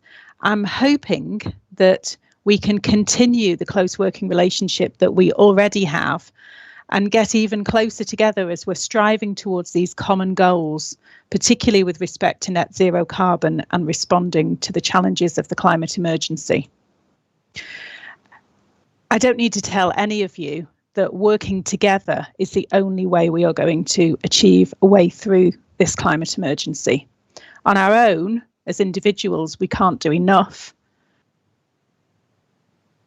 By working together, we can do a lot more and a lot faster. So that's my entire purpose, really, coming into the combined authority, is to try and encourage everybody to work together towards these common goals, particularly in those areas where the Liverpool City Region Combined Authority has a strategic requirement and indeed a remit to take some of these actions, partly on your behalf, but also to support the actions that you're taking. So, for example, on local transport, franchise bus services and the key route network sits within our remit. There are things that we can do that support your objectives as well. If we can work with you, we can deliver more and more quickly. I know you'll be aware of our strategic planning and our land commission roles, and I'll come on to later how we are changing the conversations that we're having with people, which chimes very much with what you've just been talking about with respect to housing, talking to developers and talking to residents within the city region. It's obvious that everything about our lives is going to change in the future, and that includes the jobs that we do, the jobs that our residents do, where they go to work and how they go to work. And that brings in the skills and training budget, which is absolutely imperative to get right. What we've discovered, and I'm sure Colleen would support me on this, is that there aren't enough people delivering housing retrofit, for example, in the Liverpool City region. We need more young people to be coming into that area of work and with the skills to deliver some of these innovative technologies like electrified housing, which doesn't necessarily exist at the moment. So that's something that we are looking at. In terms of putting our money where our mouth is, we're starting to do that as well. You mentioned earlier the Single Investment Fund and the Mersey Tidal Power Project. We're also working with colleagues in Halton on the HyNet project to provide hydrogen capability. We're seeing that primarily, rather than being housing, as being for heavy vehicles and industrial decarbonisation. So we've funded pilot projects, for example, with Pilkington's Glass to look to see if those very heat intensive industries can be transitioned through to renewable hydrogen. We've also got our zero carbon bus and rail trials, which are starting very soon. The hydrogen buses that are rolling out, we've got 20 hydrogen buses coming on stream next year, but we're also bidding for another 50 at the moment. So this is something that, is going across every area of our work. That's not surprising, given how important the climate emergency is to everything that we do as an organisation. Now, the Combined Authority, a fairly young organisation, whilst Mersey Travel has been very good in the past on energy efficiency and particularly on transport, you'll see that many of the projects that we're already bringing forward that I can talk to you about actual delivery are transport related, and that's because we've been doing that for a lot longer. But I'm hoping that you've started to see a sea change in how we are talking about the climate emergency, how we're talking about zero carbon over the last couple of years, and particularly it feels to me that it's speeded up in the last year. We're aiming to achieve a climate in all policies approach, which is exactly what you were saying earlier, that this needs to be embedded as part of business as usual. This isn't something that gets tagged on to the end of a policy report. It's something that should be a green thread running throughout it. And I think both of our organisations are starting to implement that.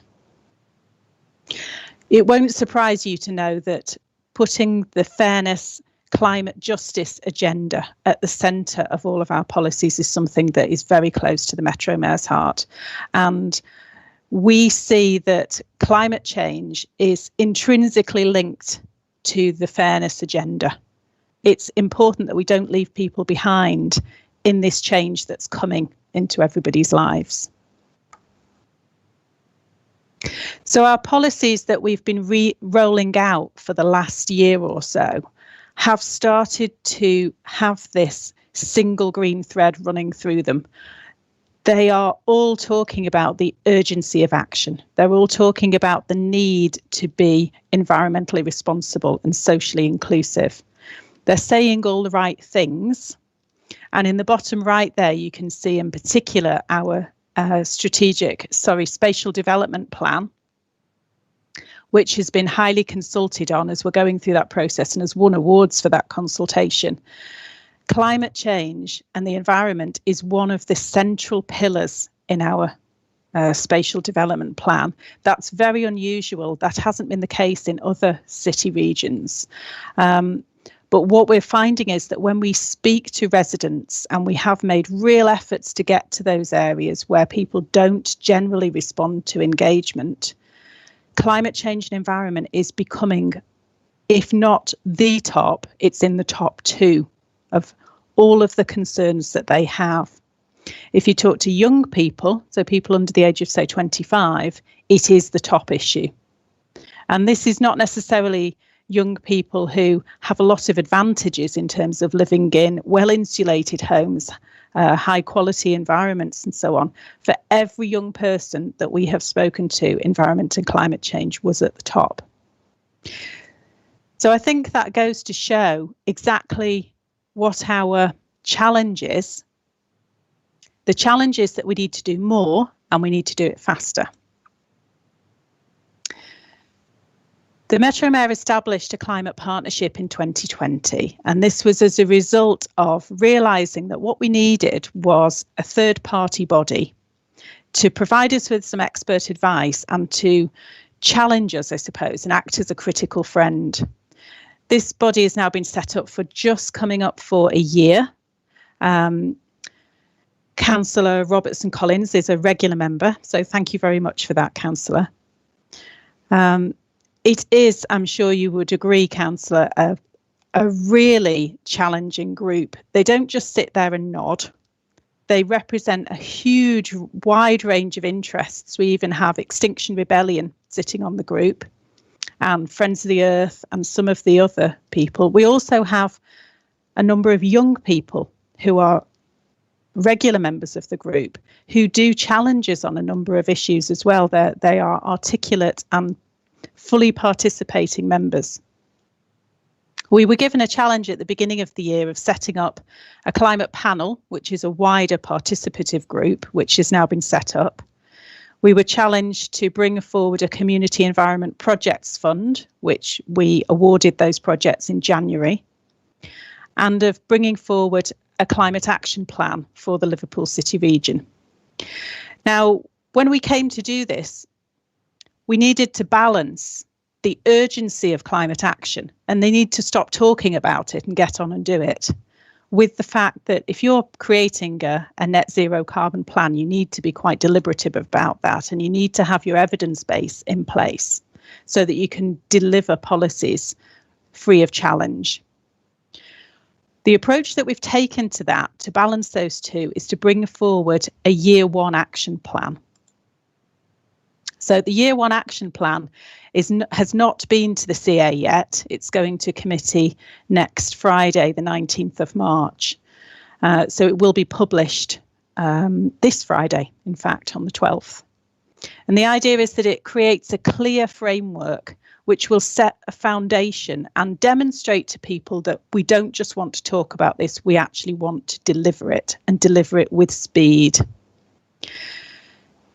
The idea is that this will make sure that we're not missing any opportunities for early intervention, but it also puts down our commitment on paper, that people can be confident we are going to monitor this going forward, and we want to have a discussion with people and an engagement about, are these the right actions? Are they not challenging enough? Are they too challenging? It gives us a starting point for those conversations. Where we're going to go to next on that is to look at producing the final zero carbon action plan. Our net zero carbon action plan is intended to be published next November. And the reason for that is that we thought we would line it up with the public discussions and higher media activity that are likely to accompany COP26, which will help with our engagement process that we want to carry out during the summertime and in the run-up to COP26. We're really keen to engage with residents, citizens, people of all ages, industry, businesses, everybody who travels through the city region, as well as the people who live here, because they all have a stake in making this work. So when you were talking before about engagement and the need to talk to residents about it, I'm wondering, this is something that is going to be common to all of the local authorities across the city region. And I'm very keen that we line up our activities so that we're asking the question once and using the answer multiple times. If we can work together, there's a good chance that we can reduce the amount of capacity that's needed for those sorts of engagements. So I'd be keen to explore that further with you. Just to finish off, I wanted to put this up. This is our guiding principles that we've proposed for our 2040 action plan, which is our net zero target. What this shows, I think, is that we share your ambitions. We want to help. Where we have an essential role to play, please hold us to account on performing that. Let's work together to make this happen. And let's galvanise all of our citizens to take that positive step forward. Some of it will take a very long time. Some of it will take less time. And if we can start to deliver quickly, we can gather people's confidence that the end goal is achievable. I'm going to stop sharing my screen at that point so you can all come back.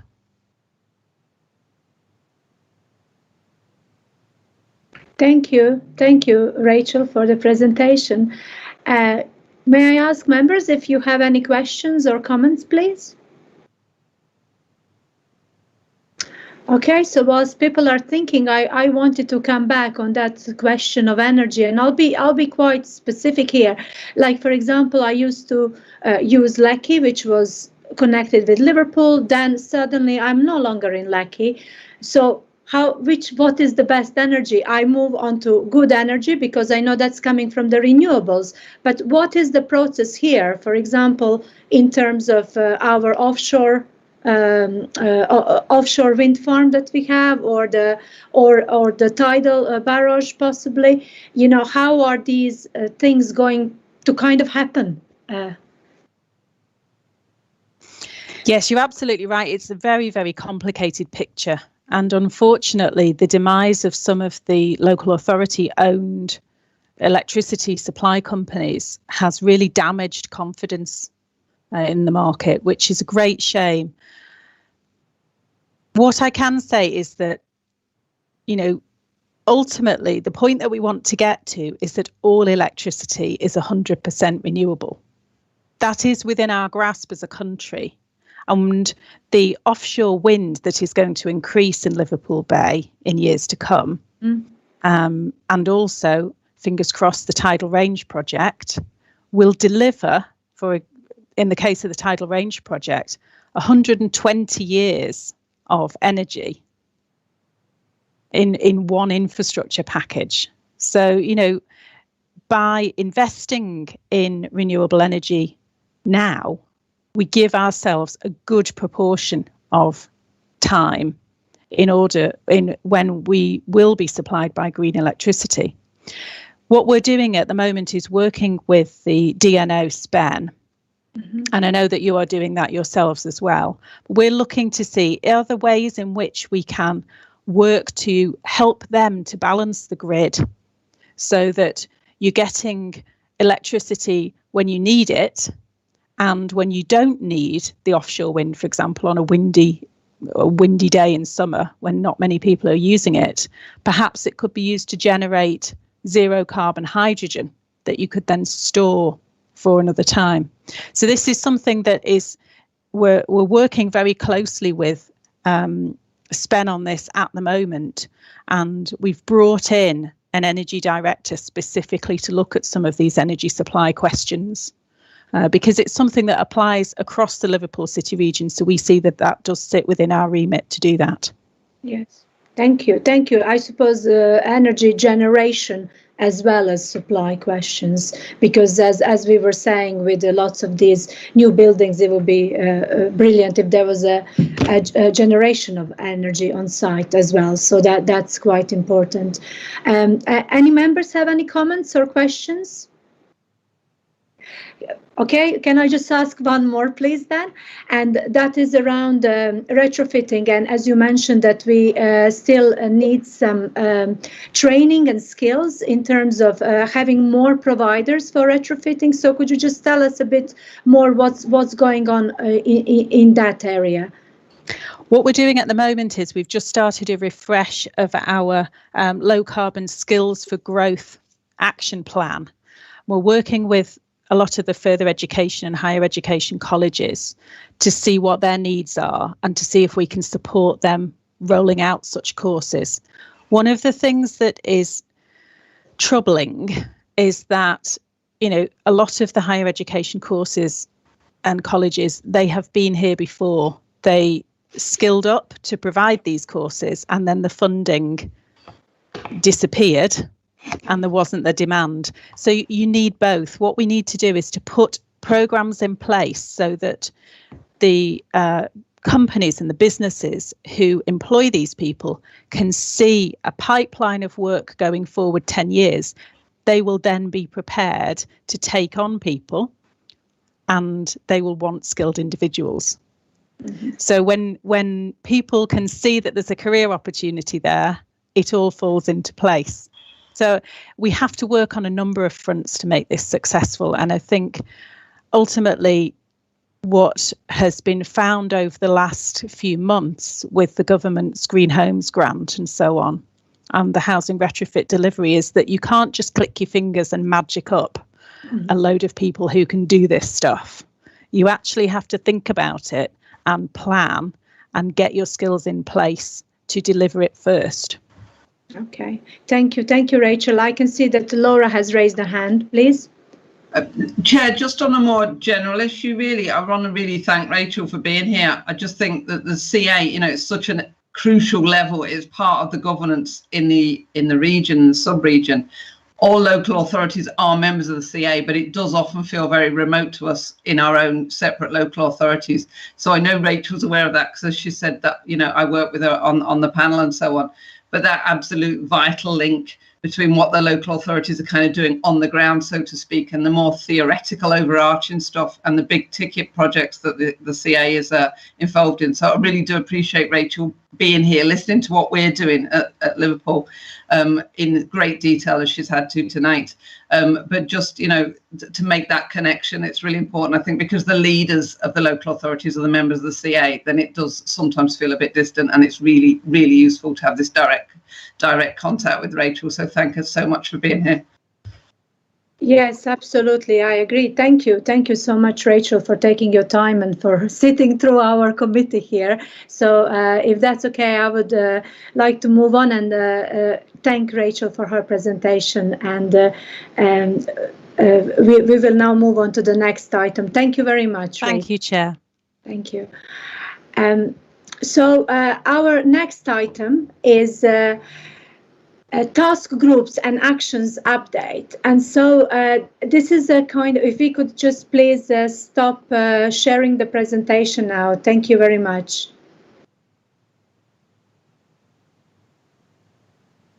Okay. So because we still have, thank you. Okay. So as we all know, we have 4 thematic task groups that we already mentioned here. And obviously these task groups consist of our officers who are taking the lead of those, and also we have our members, chairs from across the parties that are also in these task groups. Now, whilst the work has been going on in terms of the officers' work, as is being made clear, our members' groups haven't been meeting as it's been planned. Now, of course, COVID has made this almost impossible in terms of capacity that we have and availability of officers and of all members from all across our party groups. So what we are going to do now is to receive updates from officers on the wider work which has continued to be undertaken during this particular time.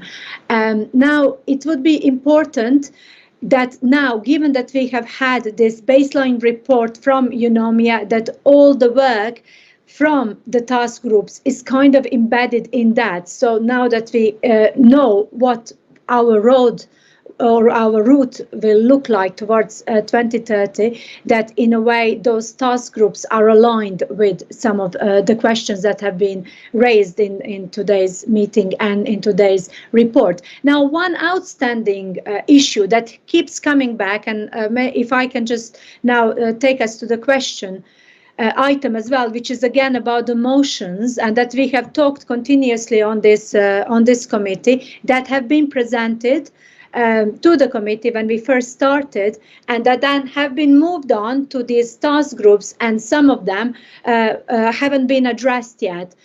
But some of them have, for example, been addressed through the reports and through the work that we've been doing. However, if I may suggest, because this is an outstanding issue that we haven't had, is that the motions be taken forward and that a report be produced assessing each of these motions against information provided in the stage 1 findings and the route map report we considered earlier, together with this baseline carbon data. So this report would have to be submitted to this committee in the new municipal year. So all those motions would be addressed in this report in relationship to this report. So that's something of a suggestion. We have Laura here who has raised her hand, and so I will bring her in, and then I would like to bring in officers as well to give us their update on the work of the task groups,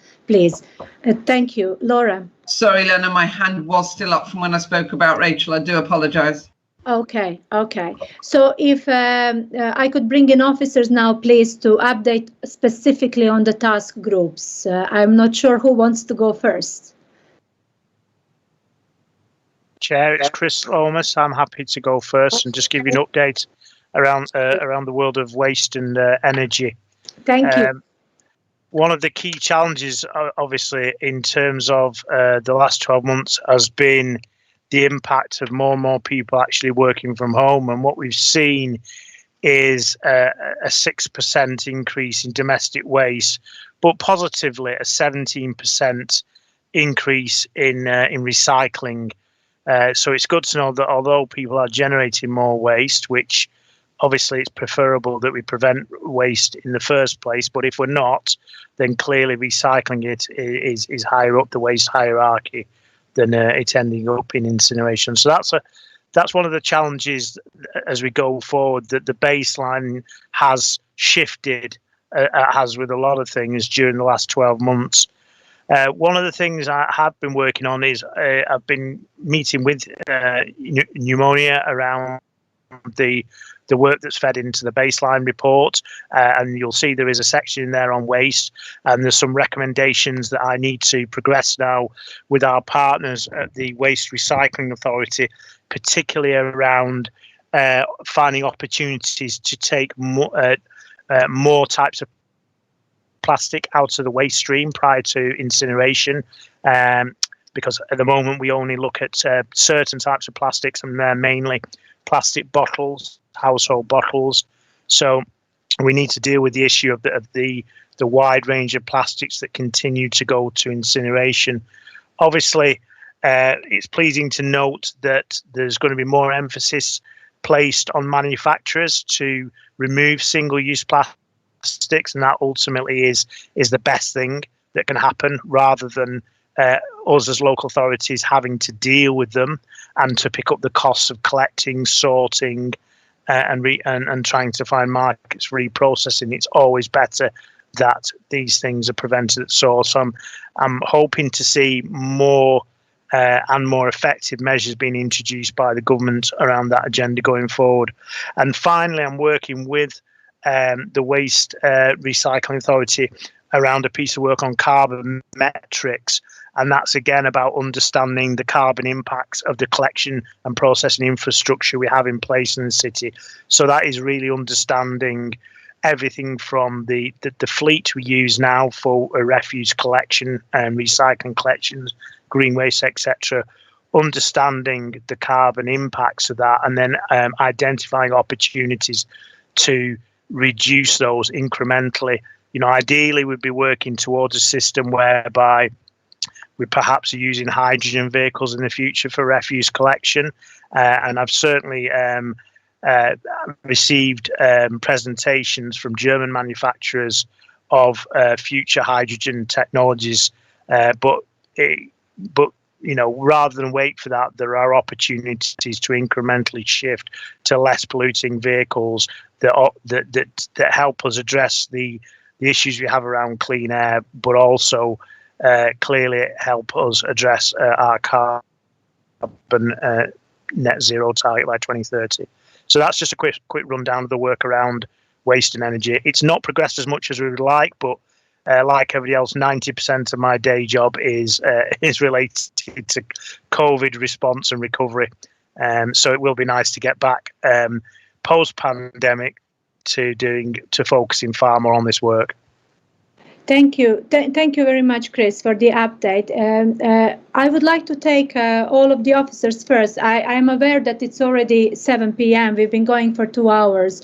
So let's first take all the officers, and then I will come to members for questions. So I believe this is Darren Hardy.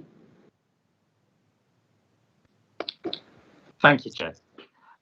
Chair, I'll try and be brief because I'm conscious of time. But I suppose 2 areas I'd like to cover. And like Chris, I suppose I'd start off by saying we haven't made the progress we would have wanted this year, largely because of COVID.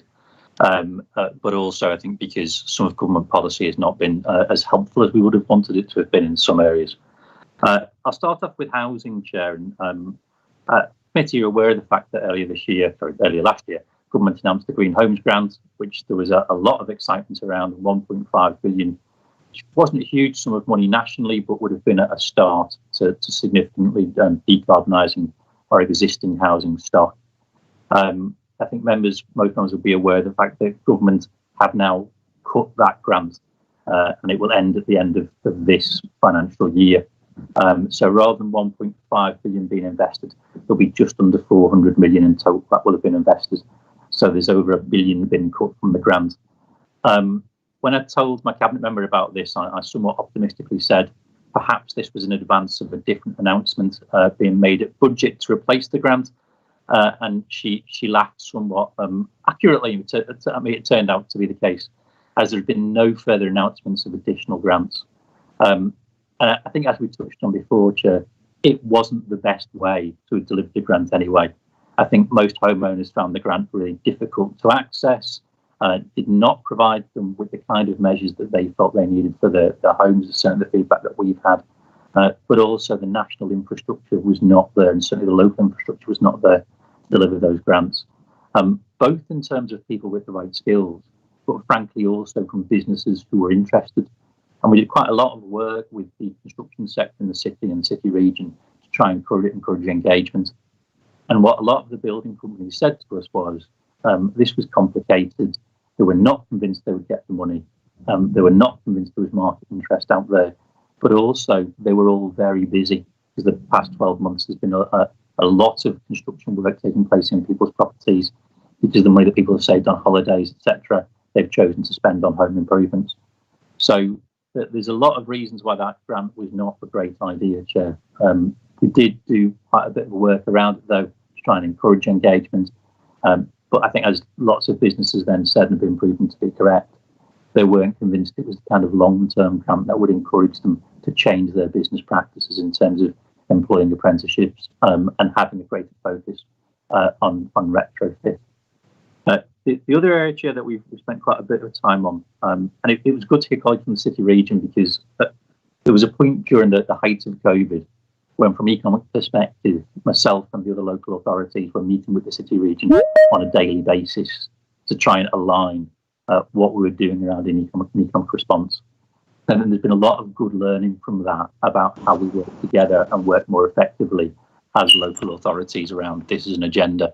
And we have now got an agreement from an economic point of view that the local authorities will work collectively with the combined authority on that broad business support agenda and what we do to encourage businesses. I mean, all of our businesses into considering how they can operate in a more environmentally sustainable fashion. And the tack that we're taking on this is that broadly, if you are an energy efficient business, you are an efficient business. And that has to be good for you and good for the environment. And we did start a piece of work in February last year with the University of Liverpool with some businesses around this that obviously got put into abeyance because of COVID. We did somewhat maybe optimistically start that piece of work again in September, October last year with the expectation that perhaps with things are starting to open up and return to normal, again, that's been put into suspension, Chair. But our aim is that as things begin to reopen and businesses start to return to normal practice, that we intend to launch a new round of business support activities that will have very much a green environmental focus to encourage businesses to start to think about what they can do.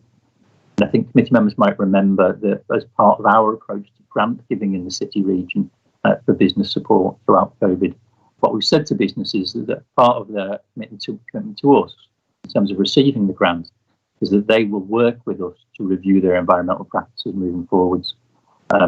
And in total, from those discretionary grants we've given out, that's about 3,500 businesses, Chair, who are now signed up to a process moving forward. And once we've gotten through the grant giving process, that'll be one of our priorities for delivery. That's helpful, Chair.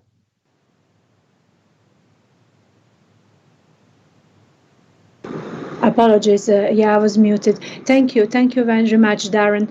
Do we have any other officer before we move on to questions? Obviously, Colleen Martin has spoken quite at length today. Okay, Colleen? I was just going to say, Chair, I mean, I think I've outlined quite a bit of around transport and air quality. So, you know, obviously there are challenges. I know Samantha Campbell is on the meeting, so if she is able to speak, hopefully she'll be able to come in. That would be great. Thank you, Samantha. Thanks, Chair. Can you hear me? Yeah, I'll keep my camera off because my internet's really poor, I'm afraid. I can give you a quick update on the local plan, which is pertinent from the built-in natural environment and forwarding policy formation and how we consider developments going forward. So we've, as you know, we went through a virtual public inquiry back in October with the inspector, and I think I briefed you on that last time. So we're now in the next phase of that delivery of the local plan, in the last phase, thankfully. So if the next months will be a programme of work to take it to full adoption, the local plan at council, hopefully early autumn, September, if not September or October. And the focus will be on, in that period, is preparing the consultation on the main modifications which have come out of the inquiry, which we've put to the inspectors. So we will take those out to consultation and then hopefully come to full council. There will be a period of 6 weeks for challenge for those modifications following the council's agreement, hopefully in autumn. And then we'll have fully adopted plan. Connected to that plan, as I've previously said, are a suite of documents called supplementary planning documents, which then take forward the principal policies within the local plan, of which the pertinent ones for this committee are strategic policies that pick up on climate change, and also some design policies which talks about zero carbon and how we mitigate impact on climate. So we will take forward the supplementary planning documents as well against those adopted policies. There are a number of which, so the thread runs through them all about trying to limit impact, but there are also potential for doing a specific climate change supplementary planning document, which then wraps around all developments that comes to the local planning authority to determine. And we can also wrap into another SPD, which we're looking at doing residential development. So that will be specific to that type of product that comes forward. And we can put in standards that we expect for renewables and all those. So the policy formation, from my point of view, is actually really close to the end, where we can start to see the value coming forward, where we as a council can insist on those standards to be met as part of the development process. And there are a number of other things with biodiversity net gain that are also with the Environment Act, which comes out in becomes law in autumn. So we're working with the CA on some of those, and jointly as the LCR. So there are a number of policy strands that we're progressing regardless of COVID. But hopefully by the end of this year, we'll have a strong policy framework in which we can start to make decisions far more clearer and be insistent on developers. Insistent on developers. Thank you, Samantha. Thank you very much. I can see that Councillor Brown has had his hand patiently up, so I'd bring him in for a question, please. Thank you, Chair. I guess it's more just a comment, and apologies if my internet's terrible. I kind of got kicked out of the meeting as well a bit before. But I guess I'm trying not to be too critical, because I mean, I think, you know, COVID and what everyone said, you know, it's been hard to kind of make these things work. But I guess just a comment, can we have a little think, I suppose, for the next committee coming in, and I might not be on the committee, you know, some members here might not be, but whoever is, about what they want these task groups to be.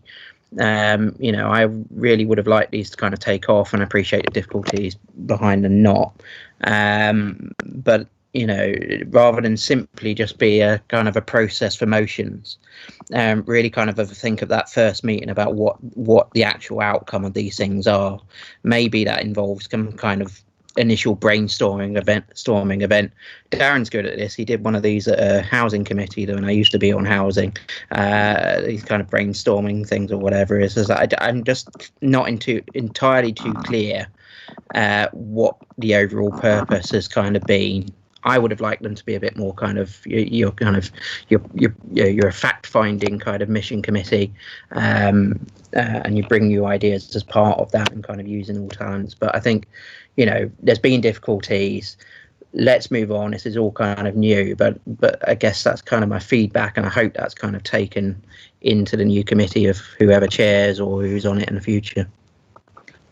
Thank you very much, Chris. I really appreciate your comments, and I think that's a great idea that whomever is on this committee next municipal year, that we really ask that question: what are these task groups for in terms of members? But also that we don't have things left behind. It would be good to agree to ask that these motions are addressed in the report that comes to us. Not necessarily to us, but that comes to this committee in the next municipal year, so that we don't have things left over. But I think that's a great idea to actually set those terms of reference in the next year. So thank you for that comment. I can see that there is Alison as well that wants to come in. Alison? Oh, sorry, Chair. Really, I was just going to say what you said about the terms of reference in the in the next meeting that will be. It goes back really what Councillor Brown has just said there. It goes back to what point I was raised, I think, earlier on. You know, perhaps in the light of Leah's report and so on, we need to kind of have a little bit of a rethink about the structure of things and how we move forward. So it'd be great if that could happen in the next meeting. Thank you, Alison. Thank you. So before we move on, I would just like to ask, please, Samantha Campbell, in terms of policy, to go back to the presentation that were done by our officers. I thought that was really good and encouraging that we might have a supplementary one on climate change, because I think that's really important, that since we declared climate emergency, that's one of the things we do need to have in our local plan. And also, I understand that at the moment the national policy is such that we can't actually request, from what I understand from the carbon literacy training, that we can't actually request to have this standard of housing, which would be zero carbon housing, but that in a way there is a real desire there. I don't know how to frame this, but that actually we are attracting the developers that will want to be working with us in the city for zero carbon passive house standard of certification. So is that going to be in the actual supplementary papers of this city plan, please, Samantha? Yeah, we need to scope that out, Lena. We can do that, and I can share that with you, and I'll share it with Alison as well going forward as part of her working group. But yeah, we can do it baby steps first. We can put 20% renewables on. We can encourage, and I think it's that education. We can put statement. I've already talked about it with Laura. We can put requirements for planning applications for applicants to demonstrate how they are contributing to climate change and zero carbon. So it can be integral into the assessment of planning applications. So it becomes normal behaviour. So people know they need to tackle that and address it as part of the. So that's up to us locally. But yeah, I can certainly set up. We can have some working groups and set up some scope and see what is actually possible through a supplementary planning document. I'm more than happy to do that. But we just need the policy within the local plan to hook that onto, which we have at STP2. So we can certainly investigate that going forward, see how strong we can be. Yes, no, how strong we can be as a local authority with our local plan, I think that's crucial, because clearly lots of these emissions are coming from housing. And if we don't have strong policy in housing, then, we are kind of, it's impossible to do much, it seems to me, unless the national policy is changed. I can see that Darren Hardy wants to come in, please. Thanks, Chair. Chair, I suppose just to add, in terms of new housing delivery, one of the good things that has come out of the budget was that Liverpool City Region was one of the areas that's been chosen by government to host a modern methods of construction centre of excellence. And we've already done quite a lot of work around that with City Region colleagues. And there is a project already underway. We don't quite know what the government support will mean yet, but hopefully we will be able to have within the City Region a facility that will enable us to test new housing design in terms of modern methods of construction, but also help other companies start to produce those homes, which will be of a significantly enhanced environmental value on an ongoing basis. And I think that will help change the housing stock that comes forward. So that's on top of all the work that Sam's doing in terms of the local plan, which is crucial to that agenda as well. Thank you very much. Thank you, Darren. So if there are no other comments, and I know we are all exhausted, we've almost been going for 2.5 hours, but this is what happens because we only had 3 meetings and we really did need to cover all of this material. So thank you so much for being present and for staying with us if you are still there. So can I please thank all of our officers for this update, and that be noted, and that the detailed report, can I move that a detailed report addressing the terms of the various motions referred to the task groups be prepared and submitted to the first meeting of this select committee or equivalent committee during the 2021-2022 year. So is that agreed, please? Yes? Thank you. Is that, yeah, okay, great. I think we are slowly coming. Item number 7, we've already covered, so we can move on. That report was agreed. And now it's my annual report, which you can all read. I'm not going to talk about everything that we've done, but it's there in the minutes, so I trust that you have read it. So can I please therefore move that the report be submitted for the inclusion into the annual scrutiny? Is that agreed? If anyone has any comments, please feel free to say something now. That Darren is not on my report, is it? It's just the hand still staying up. Sorry, Chair. Yes, it's a legacy hand. My apologies. Legacy hand. Okay, thank you. So is that agreed that the report is moved? Thank you. And the question time, that was what was circulated earlier today, and that has to do with a question around motions. And we've already addressed that, and that is in your agenda pack. Okay, so the motions will be addressed at the next meeting with a detailed report. Okay, so finally, this concludes today's items of business. As ever, my thanks to all of you, members of the committee, especially the ones that have been so well engaged, for your constructive engagement and for your comments. My thank you very much to Laura for providing us with a very detailed report, to all the guests and to the officers as well, and of course to Mike Jones, who has prepared the agenda pack for us. So this concludes our meeting today. Thank you very much, and have a good evening. Thank you, Chair. Thank you.